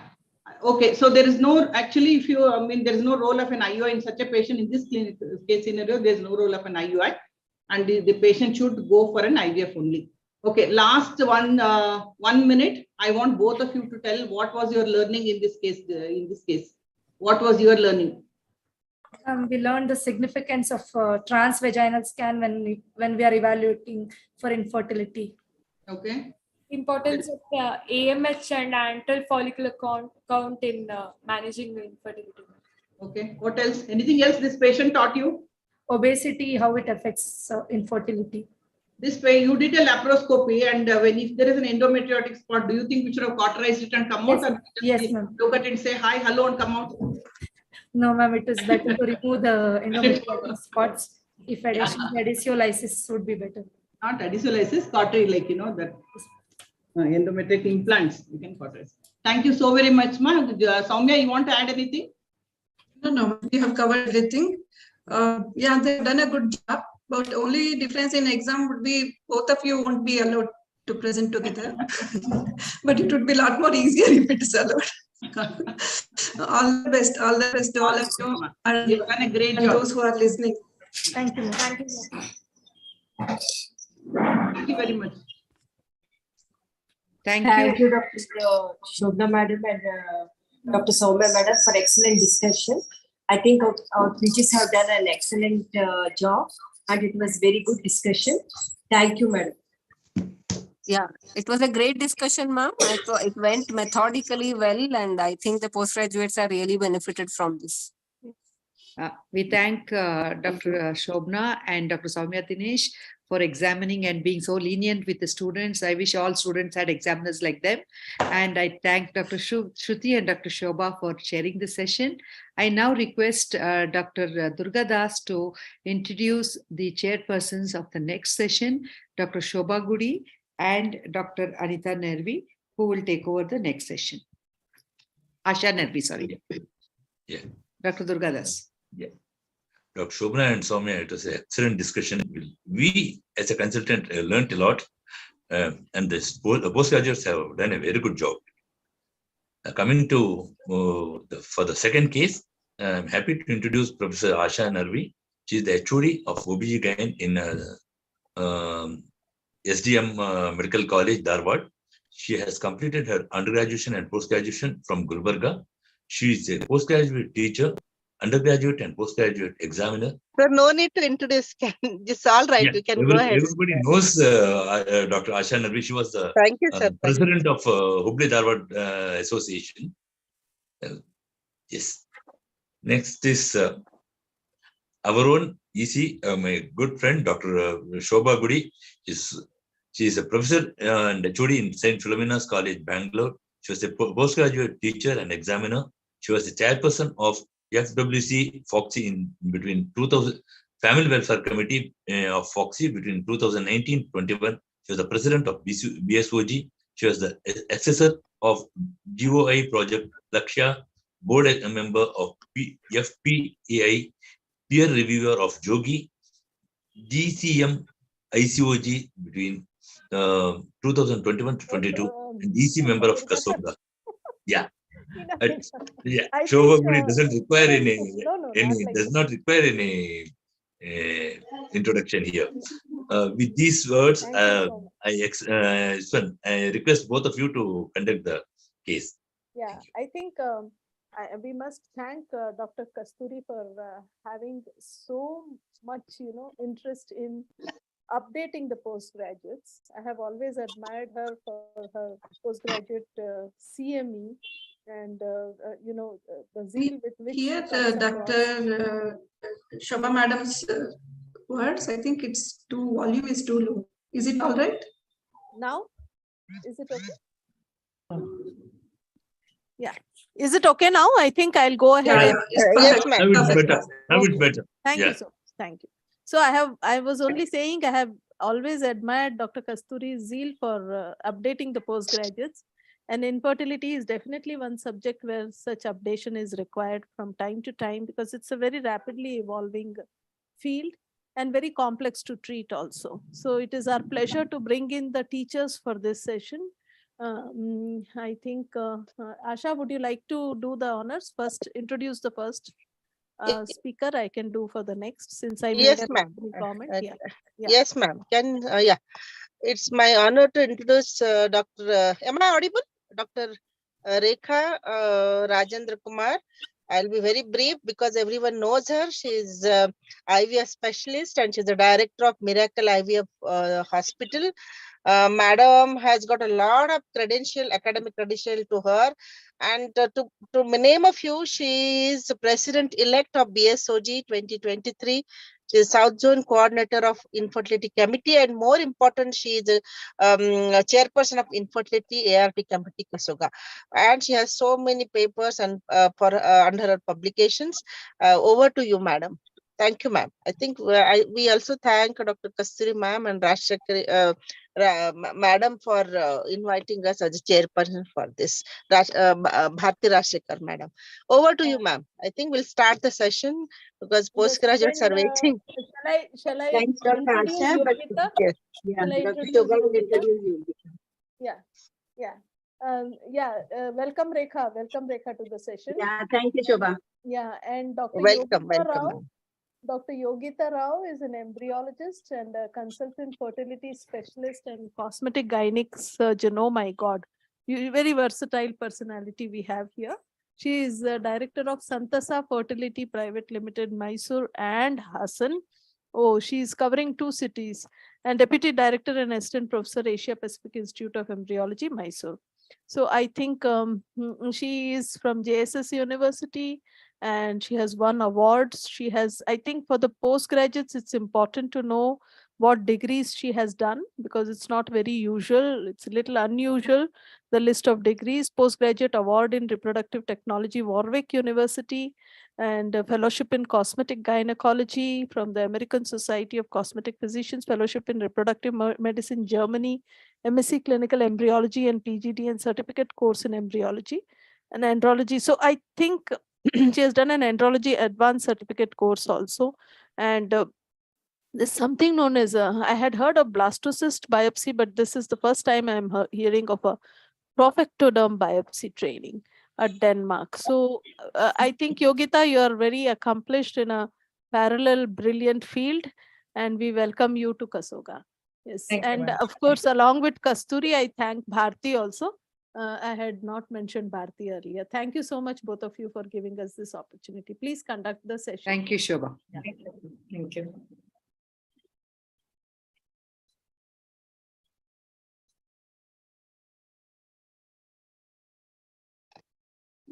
Yeah, Can the postgraduates start presenting, please? Share your screen and start presenting. Yeah, exactly. Please keep your presentation open, share your presentation, and let us start. Each minute is important.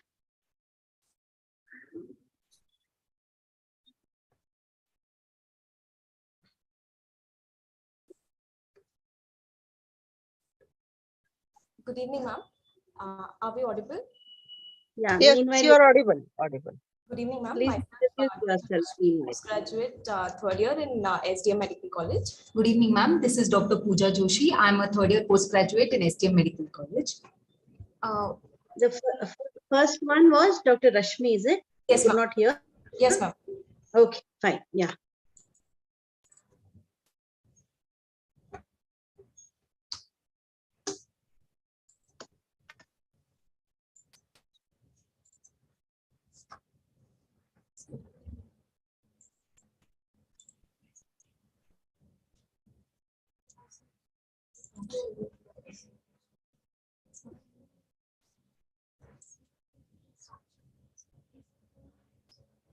Is it not opening, girls? No, ma'am, not able to start the presentation.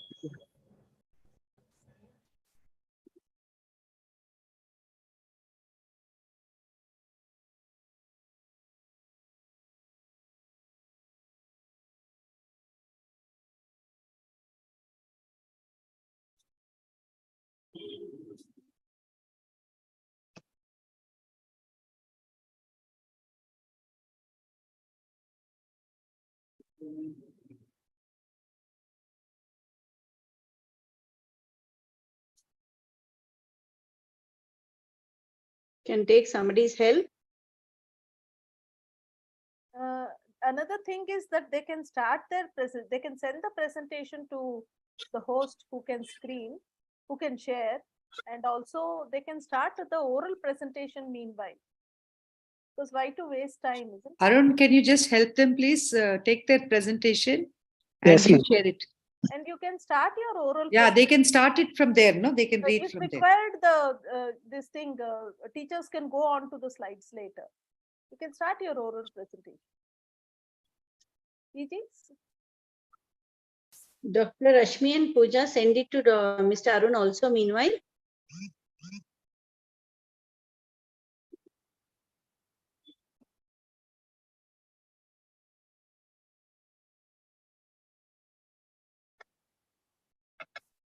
What are the names of the PGs, please? Rashmi and Pooja. Rashmi, can you start, please? And Pooja, please, can you start? No, because everybody is waiting. Please answer. Please talk. Arun is taking it from them. Meanwhile, I think they can just start presenting the case. Asha must be there. Asha, are you there? She's with the postgraduate students. Yeah, I think she's there. They can at least start reading the presentation. They can just start presenting the case. Meanwhile, Arun can get it and then he can start sharing. Yeah. Yes, ma'am. Arun, you can upload it. Yeah, ma'am. Waiting. Start presenting. Start presenting. That is important.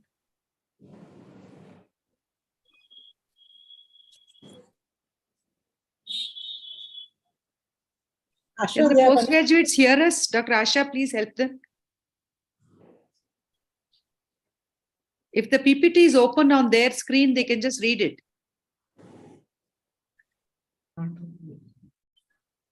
They can at least tell some what is happening. Now that's upload. Yeah. Okay. Now we can see. Yeah. Thank you. Yes. Presenting.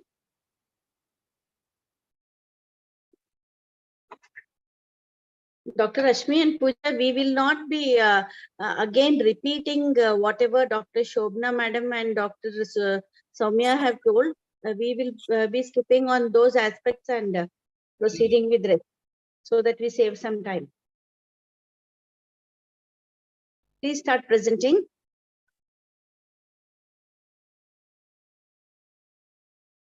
Hello. Hello, Rashmi and Pooja. Yes, ma'am. Yes, ma'am. Yeah, please start presenting. We'll be presenting the case of a 30-year-old, Mrs. X there. She's educated up to 10th standard and a homemaker by occupation, ma'am. Married to a 35-year-old diploma holder who's a store manager by occupation.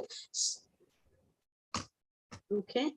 She came to us with complaints of being anxious to conceive. Keep moving the slides also meanwhile. Okay.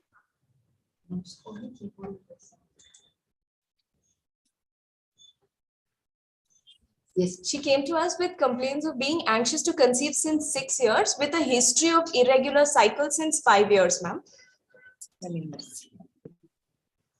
The history of presenting illness, she had a history of irregular cycles since 5 years. No. Please tell us about the married life. You have a next slide on married life, or this is the only slide? No, ma'am, we've explained married life in detail, ma'am. Okay, then you can proceed.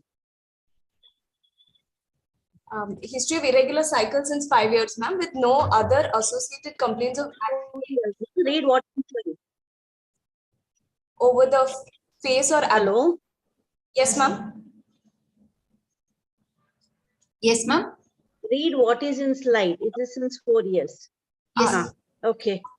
She had no complaints of acne, no complaints of excessive hair growth over the face or abdomen, no complaints of discoloration over the neck or face, and no history of hair loss.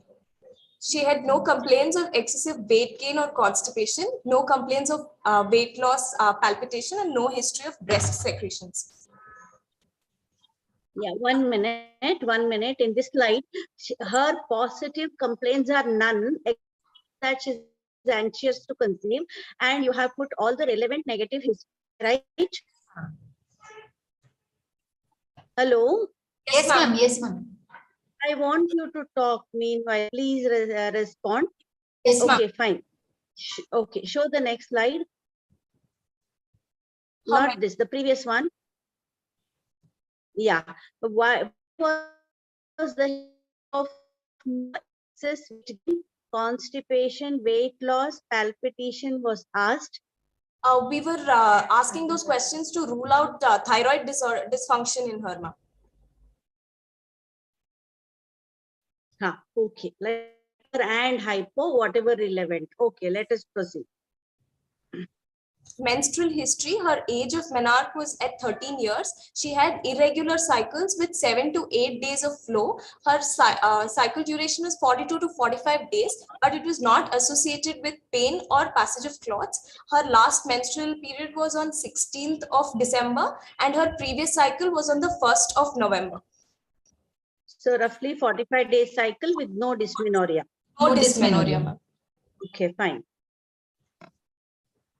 Her obstetric history, ma'am, married life of 10 years, non-consanguineous marriage with an effective married life of 10 years. Her obstetric score is abortion 2. Her first abortion was 7 years ago, ma'am, 3 years after marriage.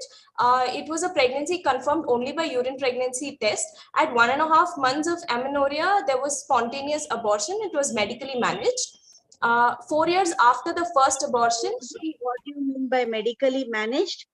Managed at home, or she came to the hospital and there the medical combination with the tablets? How do you want to say that? She was it was managed at home, ma'am. She was given misoprostol on a daily basis, ma'am. Ma'am, this was managed at home. It's not clear. Okay, fine. Okay, fine. Proceed. 4 years after the first abortion, she had another pregnancy confirmed on sonography. At 2.5 months of amenorrhea, she had a spontaneous miscarriage, which was again medically managed, but at the hospital. Contraception history, there is a history of usage of barrier method of contraception for 3 months, around 2 years back. No other history of usage of contraception between the two pregnancies, ma'am. And even after the second pregnancy, except for those 3 months. Only for those 3 months. Okay. Past history, she was a known case of PCOS confirmed by sonography at an outside hospital, and she has been on treatment since 3 years, the details of which were not available. She's not a known case of diabetes, hypertension, or any other cardiac disorders. There were no histories of a history of abdominal or pelvic surgeries in the past, and no history of allergy to any drugs. One minute. What drugs you asked? Allergy to drugs, agreed, but you have to ask history of drug intake also, isn't it? What drugs will you ask in this particular case? And what did you ask? Ma'am, she has taken a treatment for ovulation induction, ma'am. She has taken. Hello, ma'am. Yeah, you're audible. Yes, ma'am. Ma'am, she has been treated for ovulation induction. So we asked if there was any allergy to any of those drugs, ma'am. Agreed. Any other drugs did you ask for? She was not on any other drugs at all, ma'am. And also since childhood, she's not given any history of allergy to any particular medication. Okay. Sometimes you have to, they may not have asked the history of oral contraceptive pills or progesterones because of their irregular cycles. They might have taken for withdrawal bleeding, or OCP someone might have started without patient knowing what it is for. Okay, yes, ma'am. Yes, ma'am. She was evaluated for secondary infertility previously at a private clinic in Sirsi. She's said to have undergone HSG, which was said to be normal. Her husband's semen parameters was also said to be normal. She had 2 cycles of ovulation induction. Her last cycle was 1 year ago. Coital history, coital frequency 3 to 4 times a week. There is no history suggestive of dyspareunia, premature ejaculation, erectile dysfunction, or postcoital bleeding. Can you go back to the previous slide, please? One slide before that. Yeah. She underwent 2 cycles of ovulation induction and followed by IUI was done or timed intercourse. Timed coitus now. Yeah, please proceed.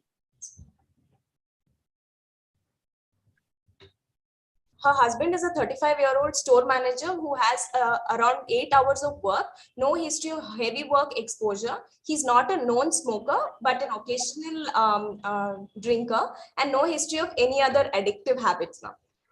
No history of any groin swelling or any pelvic surgeries in the past, not a known case of diabetes or any thyroid dysfunction or tuberculosis in the past now.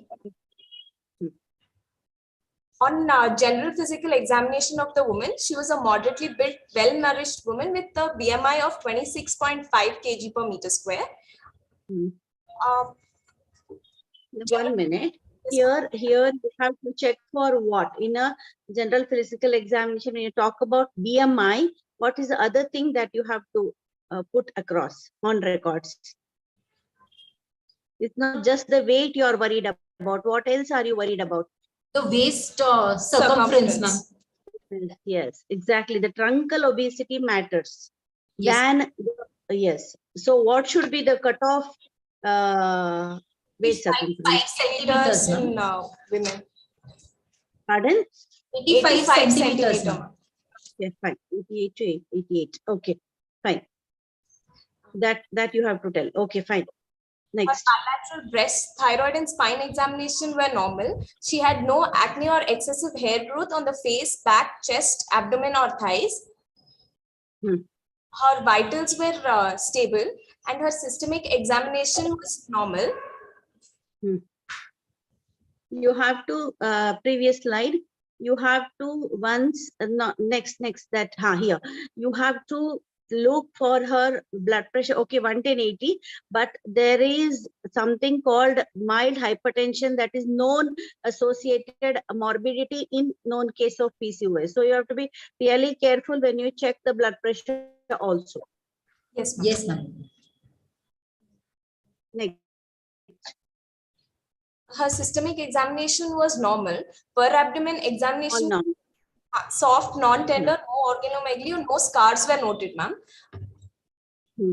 Examination was normal. Per speculum examination, the vagina and cervix appeared healthy. On a per vaginal examination, the uterus was normal in size. It was anteverted, mobile and non-tender. Bilateral fornices were free and non-tender, and the pouch of Douglas was free. Okay. Provisionally, this is a couple, a 30-year-old abortion, 2 women and a 35-year-old male with secondary infertility under evaluation, most likely polycystic ovarian syndrome. So that would be a provisional diagnosis. Yes. Yes. Okay, fine. Okay. We proceeded to evaluate her, ma'am.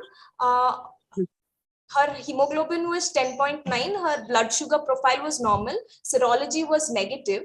Hormone profile, FSH was 5.72. These are the investigations done in your place or outside? Our hospital. Our hospital. Okay. And yes, ma'am. FSH was 5.7 milli-international units per liter, ma'am, and LH was 11.21. Her TSH was 1.8. Okay. What do you want to say about AMH? What do you want to tell about the AMH here? AMH was 10.6, ma'am, which is high. It is typically seen in polycystic ovarian syndrome, ma'am. Why it is more in PCOS? Why AMH is more? Secreted by the preantral follicles, ma'am. And in PCOS, ma'am, these follicles get arrested and do not mature completely, ma'am. So there are n number of preantral follicles at one point of time. So there is increased amount of AMH in these patients, ma'am.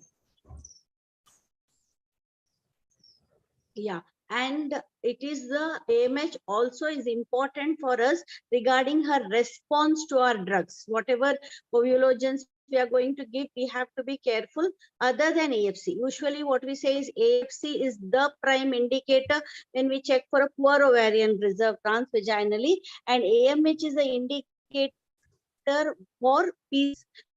Like you have to be wary of what your drugs dosage would be because of her high AMH. Yes, yes. Okay. What, and no, the previous slide you haven't finished. What happens to the TSH value in case of PCOS? Will it be normal, or can you expect little more of TSH? Higher. Yes, it will be little more. Also the prolactin. Yes. Okay. Her, please. Her prolactin level was value is also high in this patient.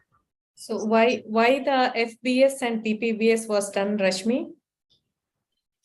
Ma'am, insulin resistance is a common phenomenon in PCOS patients, ma'am. For the evaluation of her sugars, we had done an FBS, PPBS.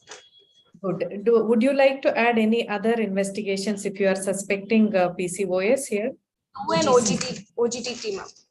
Okay. Anything else other than the insulin resistance? Other than that, anything related to the androgens? Serum testosterone levels.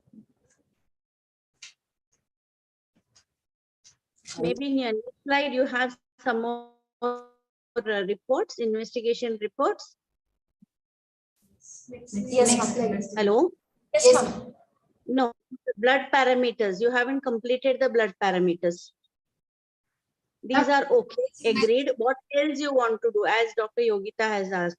Because all of you know that PCOS is a metabolic syndrome.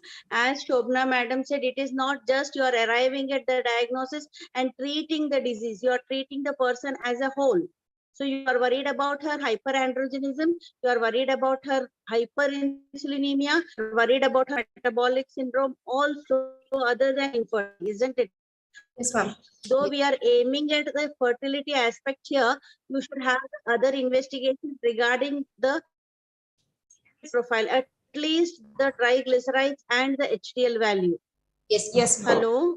Yes, ma'am. Okay. Okay, fine. Yeah, please proceed. Saline sonography was done at our hospital, ma'am, which showed a normal uterine configuration and bilateral free spillage indicating patency in the tubes. A transfer. One minute. Has she undergone any other investigation outside, or this is the only tubal patency test she has had? She is undergone HSG outside, ma'am. Hysterosalpingography. Have you put those reports? Have you put it in the case now? Ma'am, Did you she does present? not have the reports, ma'am. It was only, she only told us that it was normal. There was bilateral spillage. Yeah, but tell us that. Yes, ma'am. In the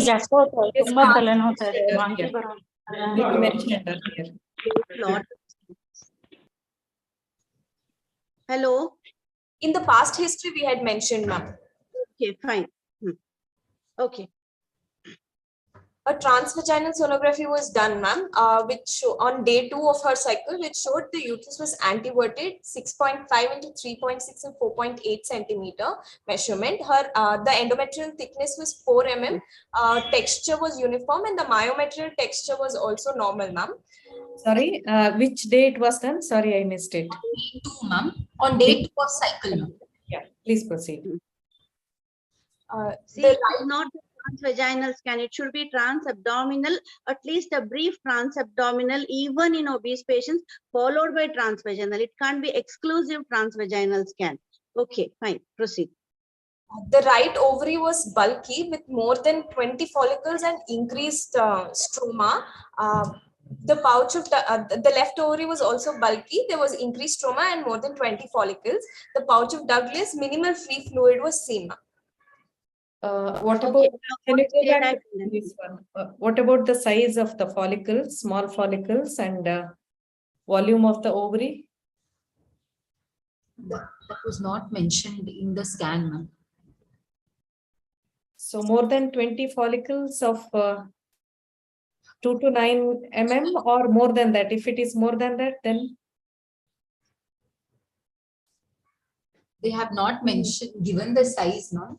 But in PCOS patients, according to the Rotterdam criteria, it should be 2 to 9 mm in diameter. More than 12.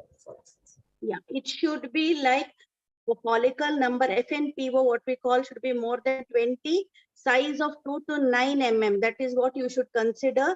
And it is always between second or third of the cycle, ovarian volume not more than 10 ml. All these things you should mention.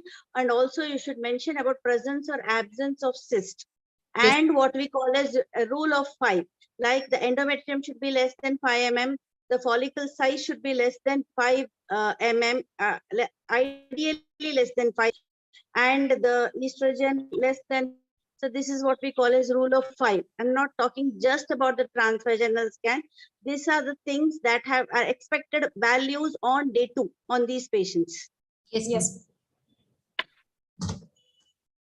So you should mention about the size of the follicle also, as Dr. Yogita said. It is not just the number, the size, as well as the volume of the ovary. Yes, ma'am. Okay, that you have not mentioned here. Yes. Okay, and myometrial texture normal, we will assume that everything is fine. Like to rule out anomalies. This is also very important. Mention. Yes, fine.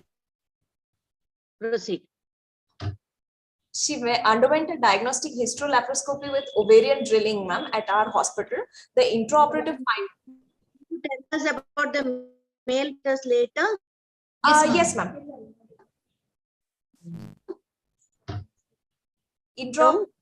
Yes, ma'am. After this, we'll be talking about the male parameter. Okay. Intraoperatively on hysteroscopy, the cervical canal, uterine cavity, and bilateral osteo were visualized in normal, ma'am. There was a small right lateral wall polyp that was noted on hysteroscopy. The laparoscopic findings, the uterus and bilateral fallopian tube appeared normal. Bilateral ovary was cystic, and ovarian drilling was done, ma'am. The pouch of Douglas appeared clear. Chromoperturbation was done, and spillage was seen on both sides, ma'am.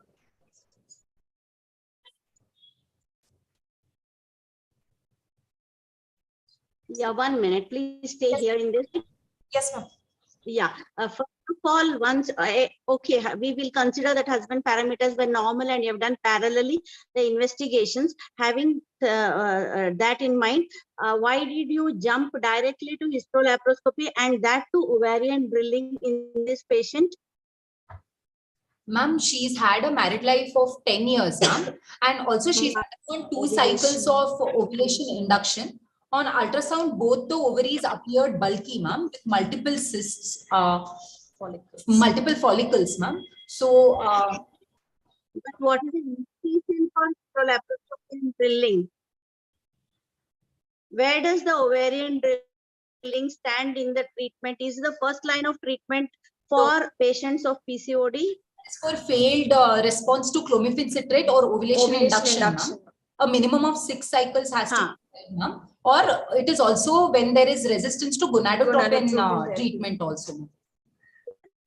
So there was no reason for you to do this histolaparoscopy, especially when the SSG and previous HSG was normal, transvaginal scan was normal, and blood parameters, the hormone parameters, etc. showed and brought you very close to the diagnosis of PCOD, isn't it? Yes, ma'am. Yes, ma'am.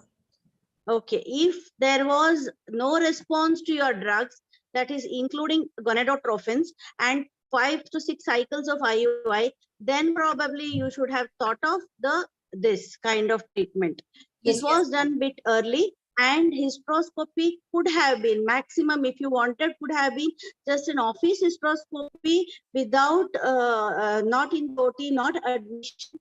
Presence of a small polyp less than 1 centimeter, that's 2 millimeter, is okay with considering endometrial hyperplasia in these PCOD patients. It's not a surprise to have a polyp in hysteroscopy when you check through hysteroscopy on these patients. Okay, fine.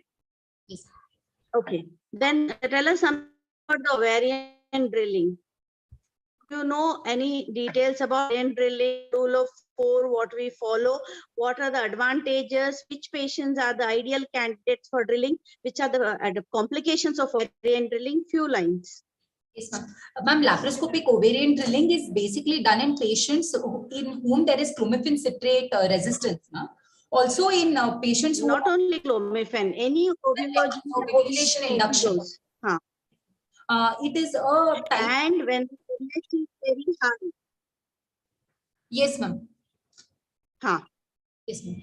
And it is a type of procedure in which there is the use of electrocautery, ma'am. We use a unipolar laser vaporizer, and there is, the rule of 4 is that we puncture 4 sites on one ovary, lasting for 4 seconds, and the minimum current used is 40 watts. Correct. Yes. Okay, what are the complications of ovarian drilling? Ma'am, because what of can ma'am, there could be damage to the stroma of the ovary, and hence can reduce the ovarian reserve, ma'am. Stroma of what? Follicles. Follicles, ma'am. You are damaging the follicles, isn't it? Yes, ma'am. Then also, ma'am, if the area near the fallopian tubes has to be avoided, ma'am, when we do ovarian adhesions can happen and distort the tubo-ovarian relation. Yes, ma'am. It is indicated in 2 conditions. One, if she has not responded to your first line of treatment, that is gonadotrophins plus IUI, when everything has been done very perfectly. And second thing, if the woman is posted for any other indication for laparoscopy, like you have seen a ovarian cyst, you have seen a dermoid, any such surgery or any other condition, laparoscopy indication, these are the 2 indications for LOD, laparoscopic ovarian drilling. Yes, yes. Okay, proceed. Please proceed. Yes, ma'am. Her husband's analysis was done, ma'am. Hemoglobin was 13.4 gram per dl. Sugars were normal. Hormone. All okay, fine. Next slide. In semen analysis, what are the things you will look for? Volume. Ma'am, we look for the volume, ma'am. The pH. Total sperm count. Have you checked which WHO criteria they have followed? 2021, ma'am. 6th edition, 2020. Yes, ma'am. Yeah, please proceed. Ma'am, we have to What look are the things you look the in semen? Normal means what are all things are normal? volume. Okay, volume agreed. pH agreed. Then fast. Concentration, ma'am. Concentration per ml and concentration per ejaculate, ma'am. Concentration, you mean? Concentration of the sperms per ml, ma'am, and also concentration of ejaculate. Okay. Then Motility and morphology, ma'am. what is the lowest cutoff for morphology? It's like 4%, ma'am. Okay, fine. Is there These are all the. Is there anything specific in the motility part you would like to say? Progressive motility is what we have to look for, ma'am. Pardon? Sorry? Progressive motility, ma'am. Okay. No, you are planning some fertility treatment for them. So is there anything which will help you come to a diagnosis, come to a conclusion which treatment aspect would be better for this couple? Total motile sperm count? Forward motility, ma'am. No, there is something like total motile sperm count. Okay, ma'am. Okay. What is TMSC? Yeah, TMSC. It's the rapid progressive and slow progressive put together. If the total motile sperm count is more than 5, it is an indication for like a good response to IUI, ma'am. Yeah. No, more than 5, you can opt for IUI, but more than 9 to 10 will give good results. Not more than 5. More than 9 to 10 will give good results. Yes, ma'am. Yeah, please proceed.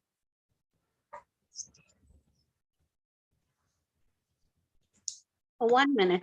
Before you tell us about the final diagnosis, what are the investigations in this scenario, having fairly made a diagnosis of PCOD, what are the investigations you do not want to ask for?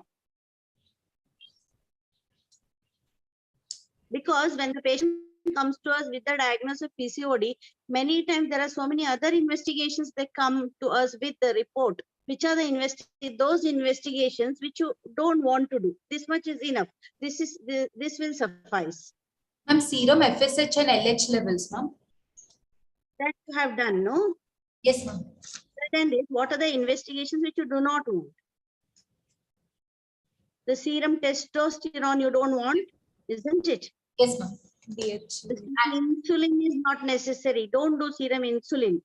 Yes, because your OGTT, your scan, all have come. You have come to a diagnosis fairly well that it is a case of PCOD. So only if you have a confusion, then you have to go for like hyperandrogenic syndrome. DHEA is not necessary otherwise.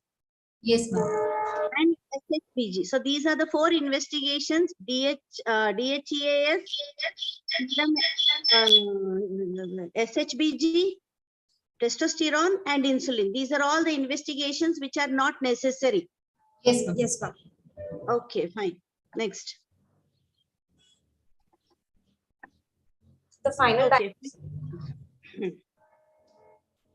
Final diagnosis.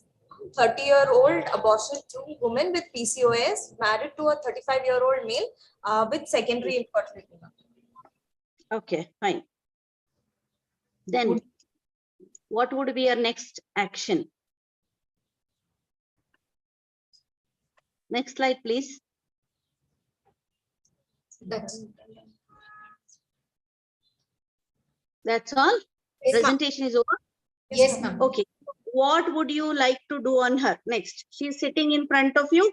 All reports are, yes, you have seen all the reports, all investigations. She has cooperated so well to get all this done. Finally arrived at the diagnosis PCOD.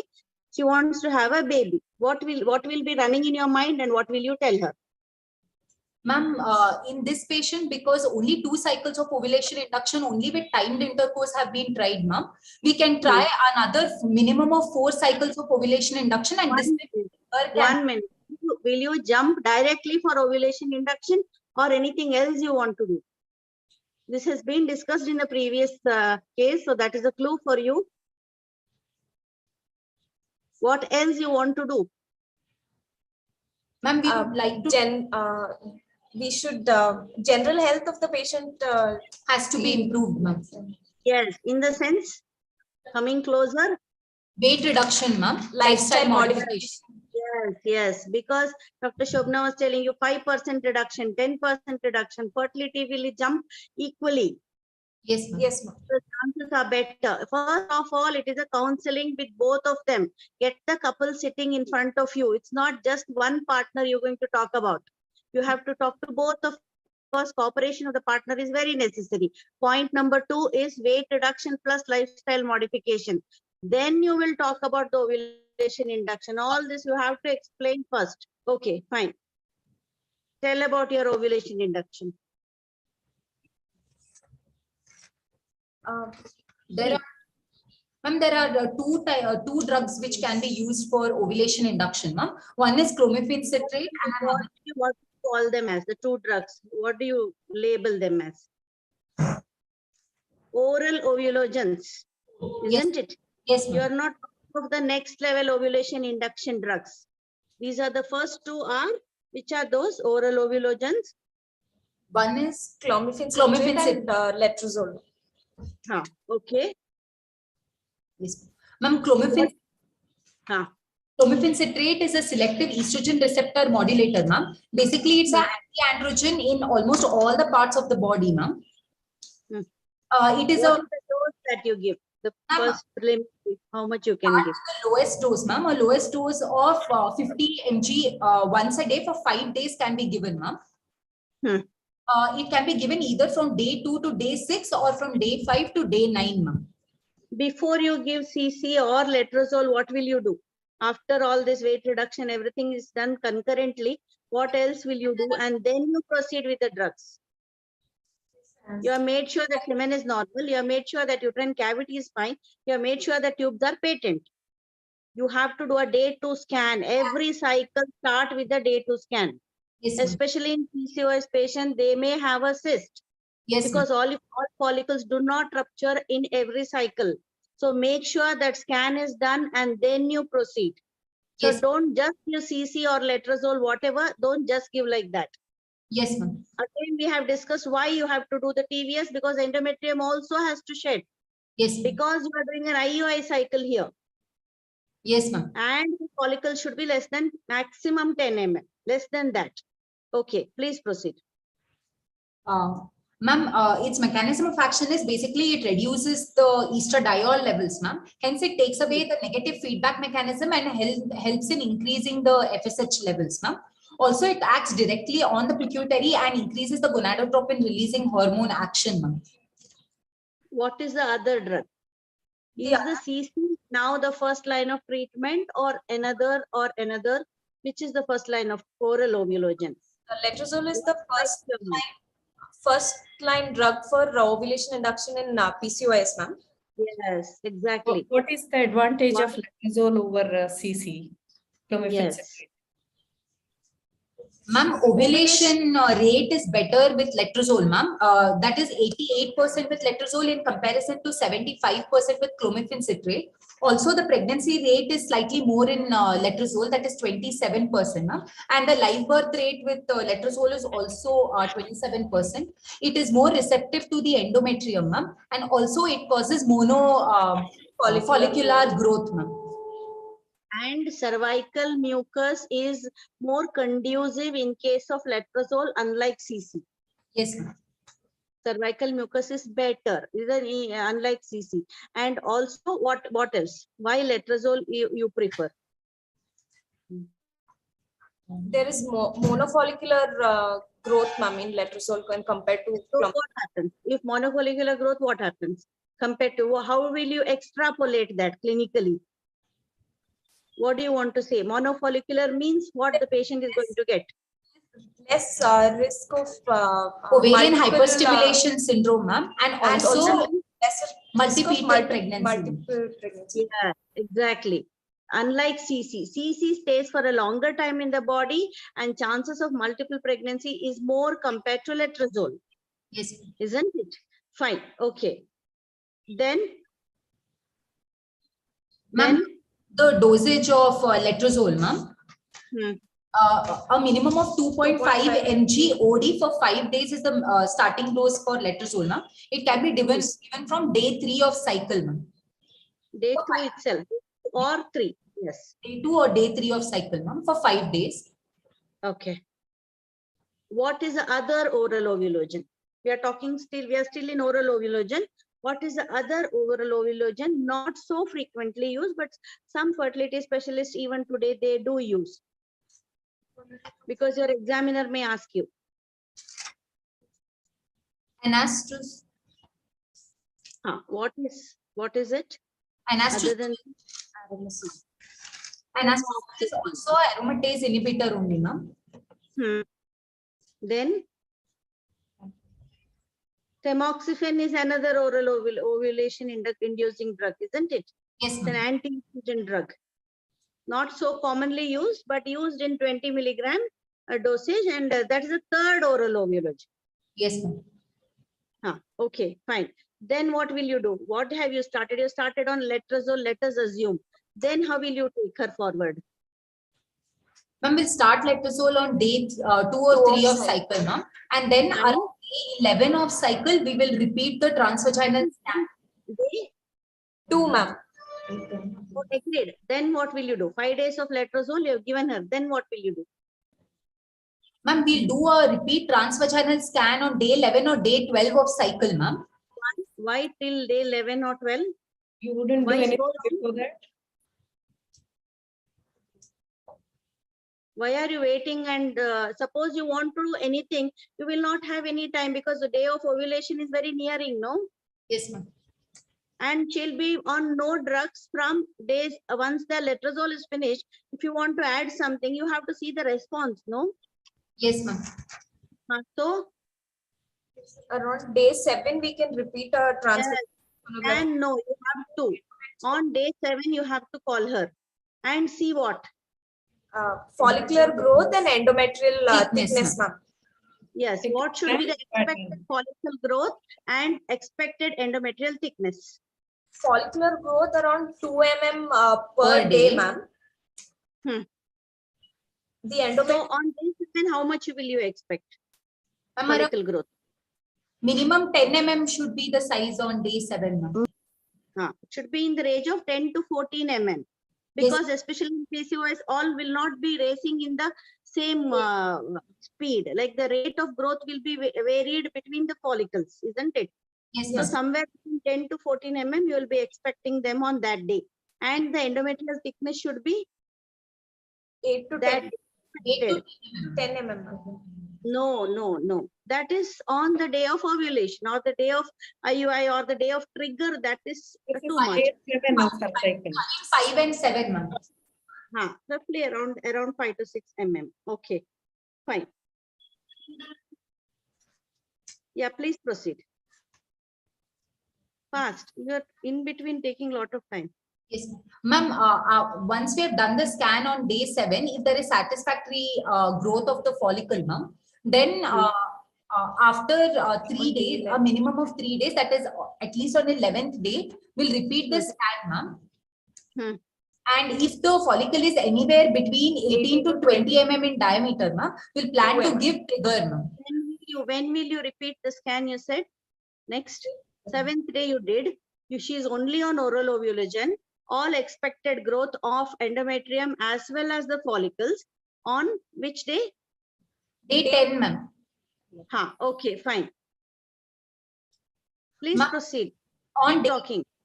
On day 10, if the growth is satisfactory, ma'am, that is 2 mm per 2 to 3 follicles of 18 to 22 mm, ma'am. Probably day 10, that is little more of expectation. Yes, ma'am. Follicles will be ranging somewhere between 15 to 16 mm like that. Usually they need 10 to 12 days of stimulation, roughly. Yes, ma'am. Maybe 2 days here and there in case of PCOS, but more monitoring is required, like more number of visits are required. Yes, ma'am. Okay. Yes, ma'am. Then if the follicle growth is not up to expectation, what will you do? You have given letrozole. Follicle growth is not okay. On day 7, endometrium has not come up and follicles are also not okay. Like they are lagging behind. What will you do? What will you add? Or again, will you add CC? You will increase the dose of letrozole, or will you add any other drugs? Or will you? We can add injection gonadotropin, ma'am. What are the gonadotrophins which are usually added? Preparations are usually containing 75 international units of both FSH and LH, ma'am. 1 ml can be given subcutaneously. What do you call them? What do you call this combination? Menotropins. Menotropins. Menotropins. Human menopausal gonadotropins.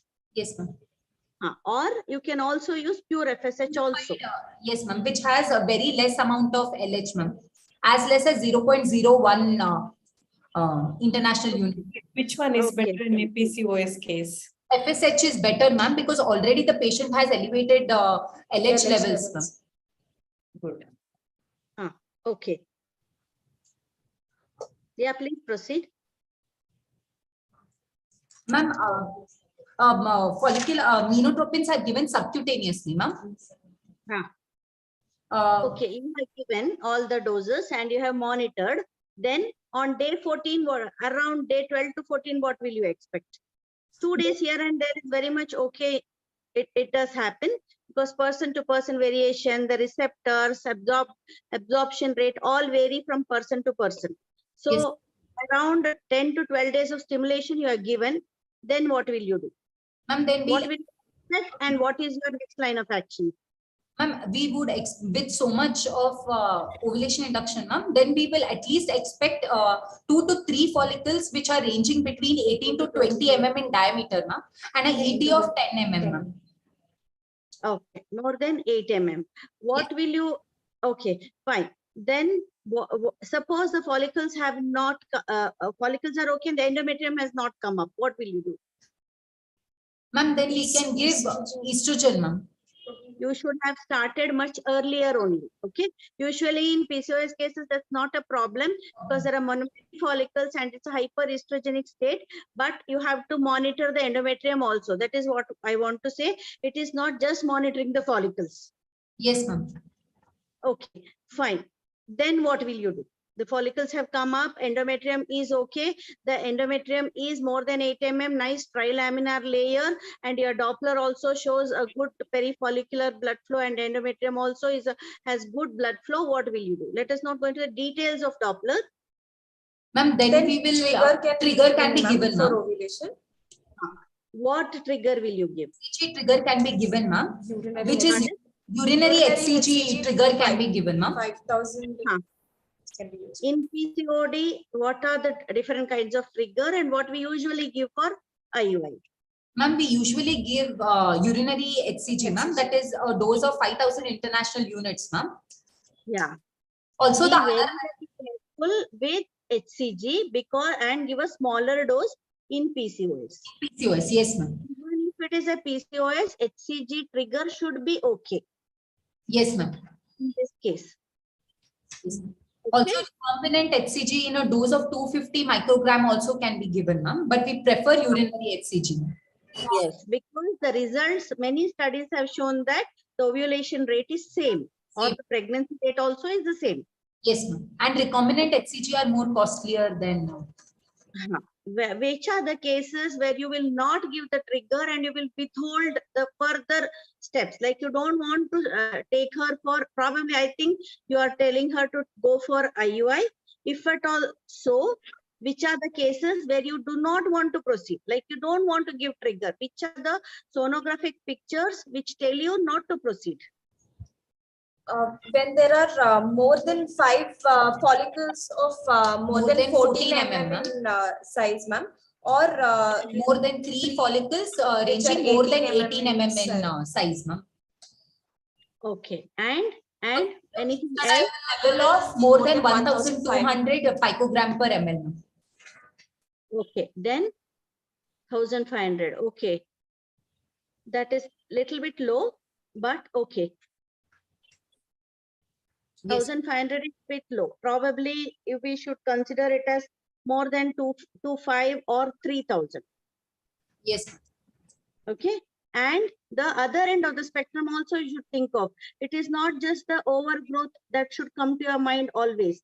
Sometimes it is what is called as, the other end of the spectrum is called as?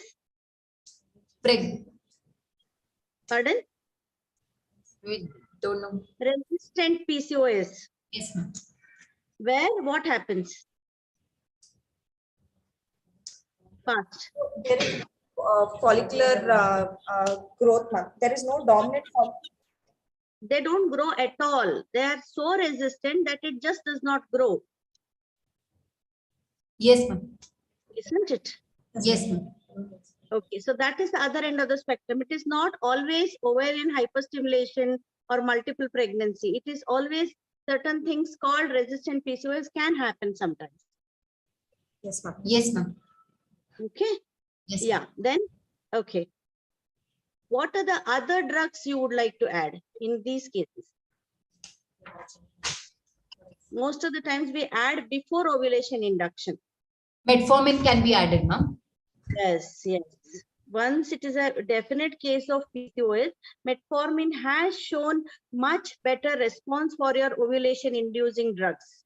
The ovulation rate is better, take home baby rate is better, everything is much better with metformin. Yes. Okay?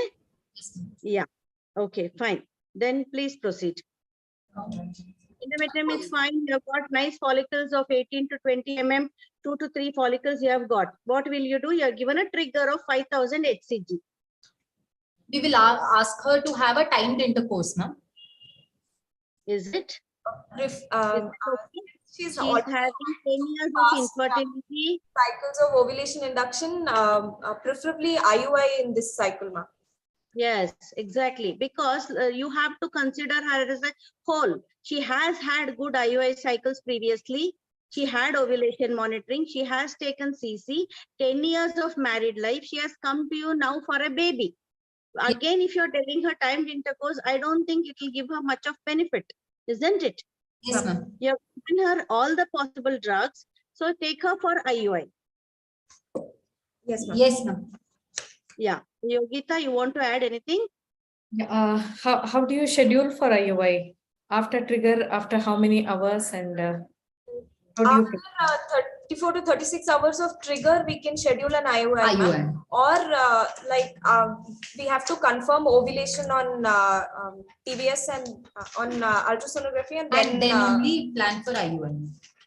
Either way. So, so considering she has had 2 abortions in the past, her semen analysis is normal. Would you like to do some special tests for the husband? DNA fragmentation index, we should check the husband. Yes.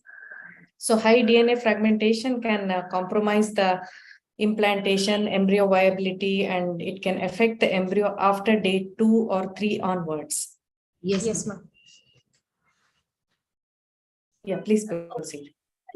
We are not going to probably details of IUI because they're concentrating on PCOS. Isn't it, Dr. Yogita? Yeah. Yeah. Well, meanwhile, you should know the different phenotypes of PCOS also, because it matters a lot regarding the metabolic syndrome, not only the fertility. This is a very frequent question. That is Androgen Society, maybe it is the Rotterdam criteria, or even the NIH, that is what we call as a phenotypes. That is very, very important. Look into that point also. That is very important. Yes. Okay, now you have done IUI, then what will you do? We will not go into the detail of IUI because we are concentrating on PCOS, not about the nuances of the procedure as such, the IUI as such. Yes, ma'am. Yeah. You have done everything possible. You have done IUI also. What next? Post IUI, we can give luteal phase support, ma'am. What are the things you are going to tell her in the beginning? I'm talking about PCOS. She should have the contact with husband, the sexual intercourse after the IUI also, the next day onwards. Yes. Because in PCOS, all the follicles may not rupture at the same time. The cohort is not good. Yes, ma'am. We are not talking of IUI, we are talking of PCOS. So she can have and she should have the contact. Let her conceive by any method, isn't it? Yes, ma'am. Yes, that is the one thing you have to tell. And second is the progesterone support. What progesterone support will you give? Micronized progesterone is preferred. Micronized progesterone is one. How will you give? Orally, vaginally, the micronized progesterone? Orally and vaginally, both it can be. Or what are all the different kinds of progesterone you can give in this patient? Ma'am, one is micronized progesterone, ma'am. Next one is hydroxy progesterone also can be given, ma'am. Means, what is hydroxy? It is an injectable progesterone, hydroxy progesterone. You want to give injectables to her? No, ma'am. Then micronized progesterone can be orally or vaginally. How do you prefer? How do you prefer? Let's talk about micronized progesterone first. Hydroxy progesterone has no role. Yes, ma'am. In IUI. It is either the micronized progesterone or the oral dydrogesterone. There are many studies, isn't it? Which have proven that oral dydrogesterone also is equally effective. Yes. Progesterone, the micronized progesterone can be given either oral or vaginal, and vaginal has proven itself better because of many reasons. Let us not go into details of that. So how much of vaginal progesterone will you tell her? 300 mg. Pardon? 300, ma'am. 200 is sufficient. 200 once a day is sufficient. Or the oral progesterone, how much will you tell her? 400 mg, ma'am. Oral, okay, but that is oral progesterone. And the dydrogesterone, what is the dose? 10 mg. Oral progesterone is not that useful because of hepatic bypass and all that. Vaginal progesterone is always preferred when you talk about the natural micronized progesterone. What about the dydrogesterone? 10 mg can be given, ma'am, orally. 10 mg twice a day minimum dose. Because the luteal phase support is very much necessary in case of PCOS patients. Yes, ma'am. Isn't it? Yes, ma'am. Okay. How many days you want her to take? 15 to 17 days, ma'am. Till the next 1 or 2 days extra beyond the expected period date. Yeah, expected. Fortunately, she has conceived. What are the problems you will expect in PCOS women in early pregnancy? And 1 or 2 questions, and that is over from my side. She has conceived. We have taken her through everything and made her positive. God is great. What next? Ma'am, there could be multifetal gestation, ma'am, in PCOS patients. Yes. Then what are the other early pregnancy complications or even late pregnancy complications? Just 1 or 2 words. What are all the things? Is she normal? Is she like any other normally conceived woman? No, or will you expect some salient complications in her? You only have told PCOS not controlled or whatever. She has had 2 abortions, isn't it? Yes, early pregnancy loss. Increase. Yes, ma'am. So early pregnancy loss like abortions, then multifetal gestation, ma'am. That you have told. Then diabetes. Yeah, gestational diabetes mellitus. Now she is not diabetes. So gestational diabetes mellitus can happen. So early screening for that is very much necessary. Yes, Then increased risk for preeclampsia also, ma'am. Yes, these are all the things you should look for. Not for PCOS the is ectopic. not normal pregnancy. Yes, ma'am. Increased risk of ectopic pregnancy also, ma'am. I don't agree. Dr. Yogita? No, ma'am, you mentioned early screening for few things. So generally when we give treatment for fertility, we always screen for ectopics. The early scan is. Yes. So it's general screening for all pregnancies when we treat them. Yeah, they are saying in PCOS, ectopic is more common. It's not for PCOS. Yeah, that's what. And what you want to do, what are the drugs you will put them on? She has conceived. Last question from my side. Ma'am, one is the progesterone support, ma'am. Continue for how long? Till a minimum of 12 weeks, ma'am. Why? Why 12 weeks? Ma'am, because there is the chances of miscarriage are more common in the first trimester, ma'am. Hello, ma'am. Why?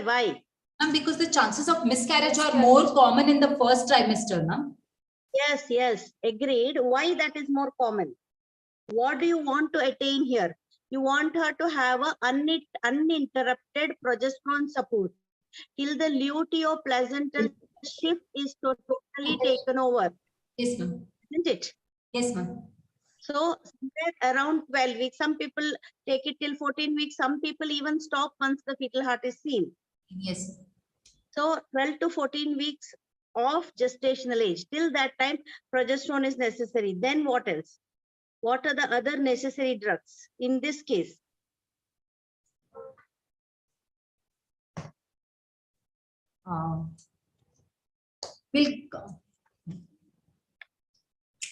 Folic acid is all the more necessary because we are continuing metformin also. Yes, ma'am. Folic acid is otherwise also necessary, but because she is on metformin, you are going to continue metformin till 20 weeks. Yes, since the time is getting over, I just mentioned, otherwise expecting answer from your side. So yes. This is how you bring her and continue her pregnancy. Any doubts? Dr. Yogita's inputs also, please. Hello, Dr. Yogita. Hello, ma'am. Yeah, your inputs, please. That's it, ma'am. You have covered everything. You have also contributed well. Girls, you have any doubts? Anything you want to tell? Ma'am, we wanted to know, ma'am, there were methods to do AMH, ma'am. Yes. One is the manual method, ma'am. Yes. Another. As Madam said, the Roche method is the best. Yes, ma'am. I will send you the slide. I have the slide on all different methods of AMH. I will send you. Yes, ma'am. Okay. Yes, thank you. Fine. Because AMH value depends upon the method also. Yes, ma'am. That's fine. As we were discussing yesterday about the advantages and disadvantages of AMH. Yes, ma'am. Okay. Yes. Yeah. Anything else? Any doubts? No, ma'am. Has this presentation made you wiser? Yes, ma'am. Yes, ma'am. Okay. So you should present confidently when you get a PCOS case in the exam. Yes, ma'am. Okay. Fine. Thank you. I think we have finished. Dr. Yogita, with your permission. Yes, ma'am. All the best to all the PGs, all the students. Thank you, ma'am. Thank you, ma'am. Yeah, wonderful discussion. Come out with bright colors. Yeah. Shobna madam, Kasturi madam, inputs. No, excellent discussion, Rekha, Yogita, and even the first case, Shobna madam and Soumya Dinesh. Excellent discussion from both the sessions. And the PGs, STM PGs did extremely well, and our PGs, the first case also did very well. So hearty congratulations to both the postgraduates from Kim Subri and STM for the excellent job. And the moderators, you taught them like hand holding. No, so nicely you taught them each and every word. It was like hand holding, and especially this infertility, because they are not handling it day to day. It is a real learning for them, you know. So I think we should have some more sessions because it is so vast. We cannot cover in 2 sessions. I was feeling we should have some more sessions. We'll let you know. Yeah. Thank you, all the moderators. Thank you. Thank you, ma'am. Yeah. Thanks to Shobna madam for the opportunity and Kasturi madam. Thanks KSOGA, Dr. Bharti, MG Hiremat sir and Dr. Durgadas. Thanks FOGSI senior persons for giving us the opportunity. More than anything, thanks to students for presenting it so well and being cooperative with the throughout. Thank you, Shobna ma'am, Kasturi ma'am, and Bharti ma'am, Bharti Rashekar ma'am, and thanks to the organizers. Yeah. Thank you, Yogita and Rika. And Dr. Kiran is here for the final comments. Dr. Kiran. Yeah, very well discussed cases, Kasturi, both of them. Yeah. Yeah. Thank you, Shobha. Yeah. Thank you, Shobha. Yeah. Thank you. Chanagaitu. Lots to learn for postgraduates, really. They are very lucky. Lots to learn. Yeah, they're lucky. They're lucky. They're lucky. Thank you. Dr. Kiran Pandey, if she is there, you can have a last comment. Hello. Hello. Yeah. Hello, Dr. Hello, Kiran. madam. Yeah, we can hear you. We lost the network, I think so.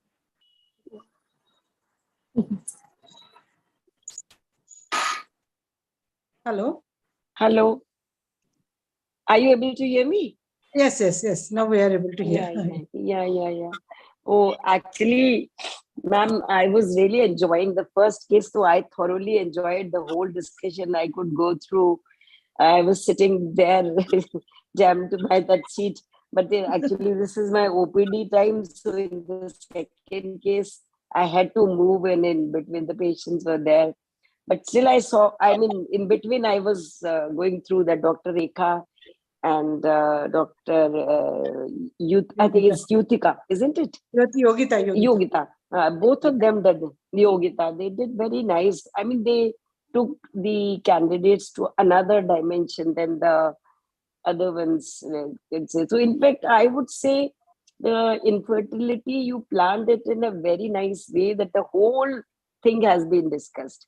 Starting from the history, the basics, taking of the each. I mean, even I was surprised when Madam asked about of importance of occupation. So I thought, how we will complete it. But yes, she completed very nicely the importance of the age of the father, which is also very less talked about it. So there were many things which were very nicely discussed. And Dr. Kasturi, in this case, I mean, if it is being recorded, then it would be very nice if you can post the recordings also. Yes. Hello? Yeah, if it is possible for the benefit of other postgraduates who might have missed, because this was a very, very thorough, grilling up from the point of view of infertility. So congratulations to you and your whole team, Dr. Sopna, Dr. Soumya. Dr. Rekha is obviously an infertility super specialist. And Dr. Yogita, I was seeing how many degrees she has. So basically I was curious about is Dr. Yogita, is she actually practicing the embryology or she's practicing the cosmetic because she has both sides. I'm practicing embryology, ma'am. You practice embryology. Okay. Clinical also. That's a clinical embryology. Very good. I'm impressed with your degrees and all that. So, Dr. Kasturi, thank you very much. It was a very nicely planned, organized webinar. Yeah, Kiran, Shobha here. Shobha. Yeah. Hello, Kiran. Shobha, Shobha here. Yeah. Hello. I'm telling, even I was very impressed with the embryologist and how versatile she is. I was reading out her degrees to the young generation, in case they want to specialize in things like that. It's very important that they know all the avenues open for them. This is so important definitely. Correct. And these are our young generation, so they have to come up to make our standard of the obstetrics gynecology high up. They have to take it. So KSOGA, I mean, congratulations to whole KSOGA team. And I'm really thankful, grateful for your initiative. And I'm sure you will take up some more initiative. And this time, if possible, we can take up some practical aspect, more practically, as our president and general secretary both wanted something on that, like skill practical transfer. issue, which is skill transfer. We'll So do we it, can sure. plan in another month or something, because you have so many societies. So one of them. And ma'am, I think have we finished with the recording? Yeah, I think, yeah. Okay, I will so stop I the was recording. thinking, so I think ma'am,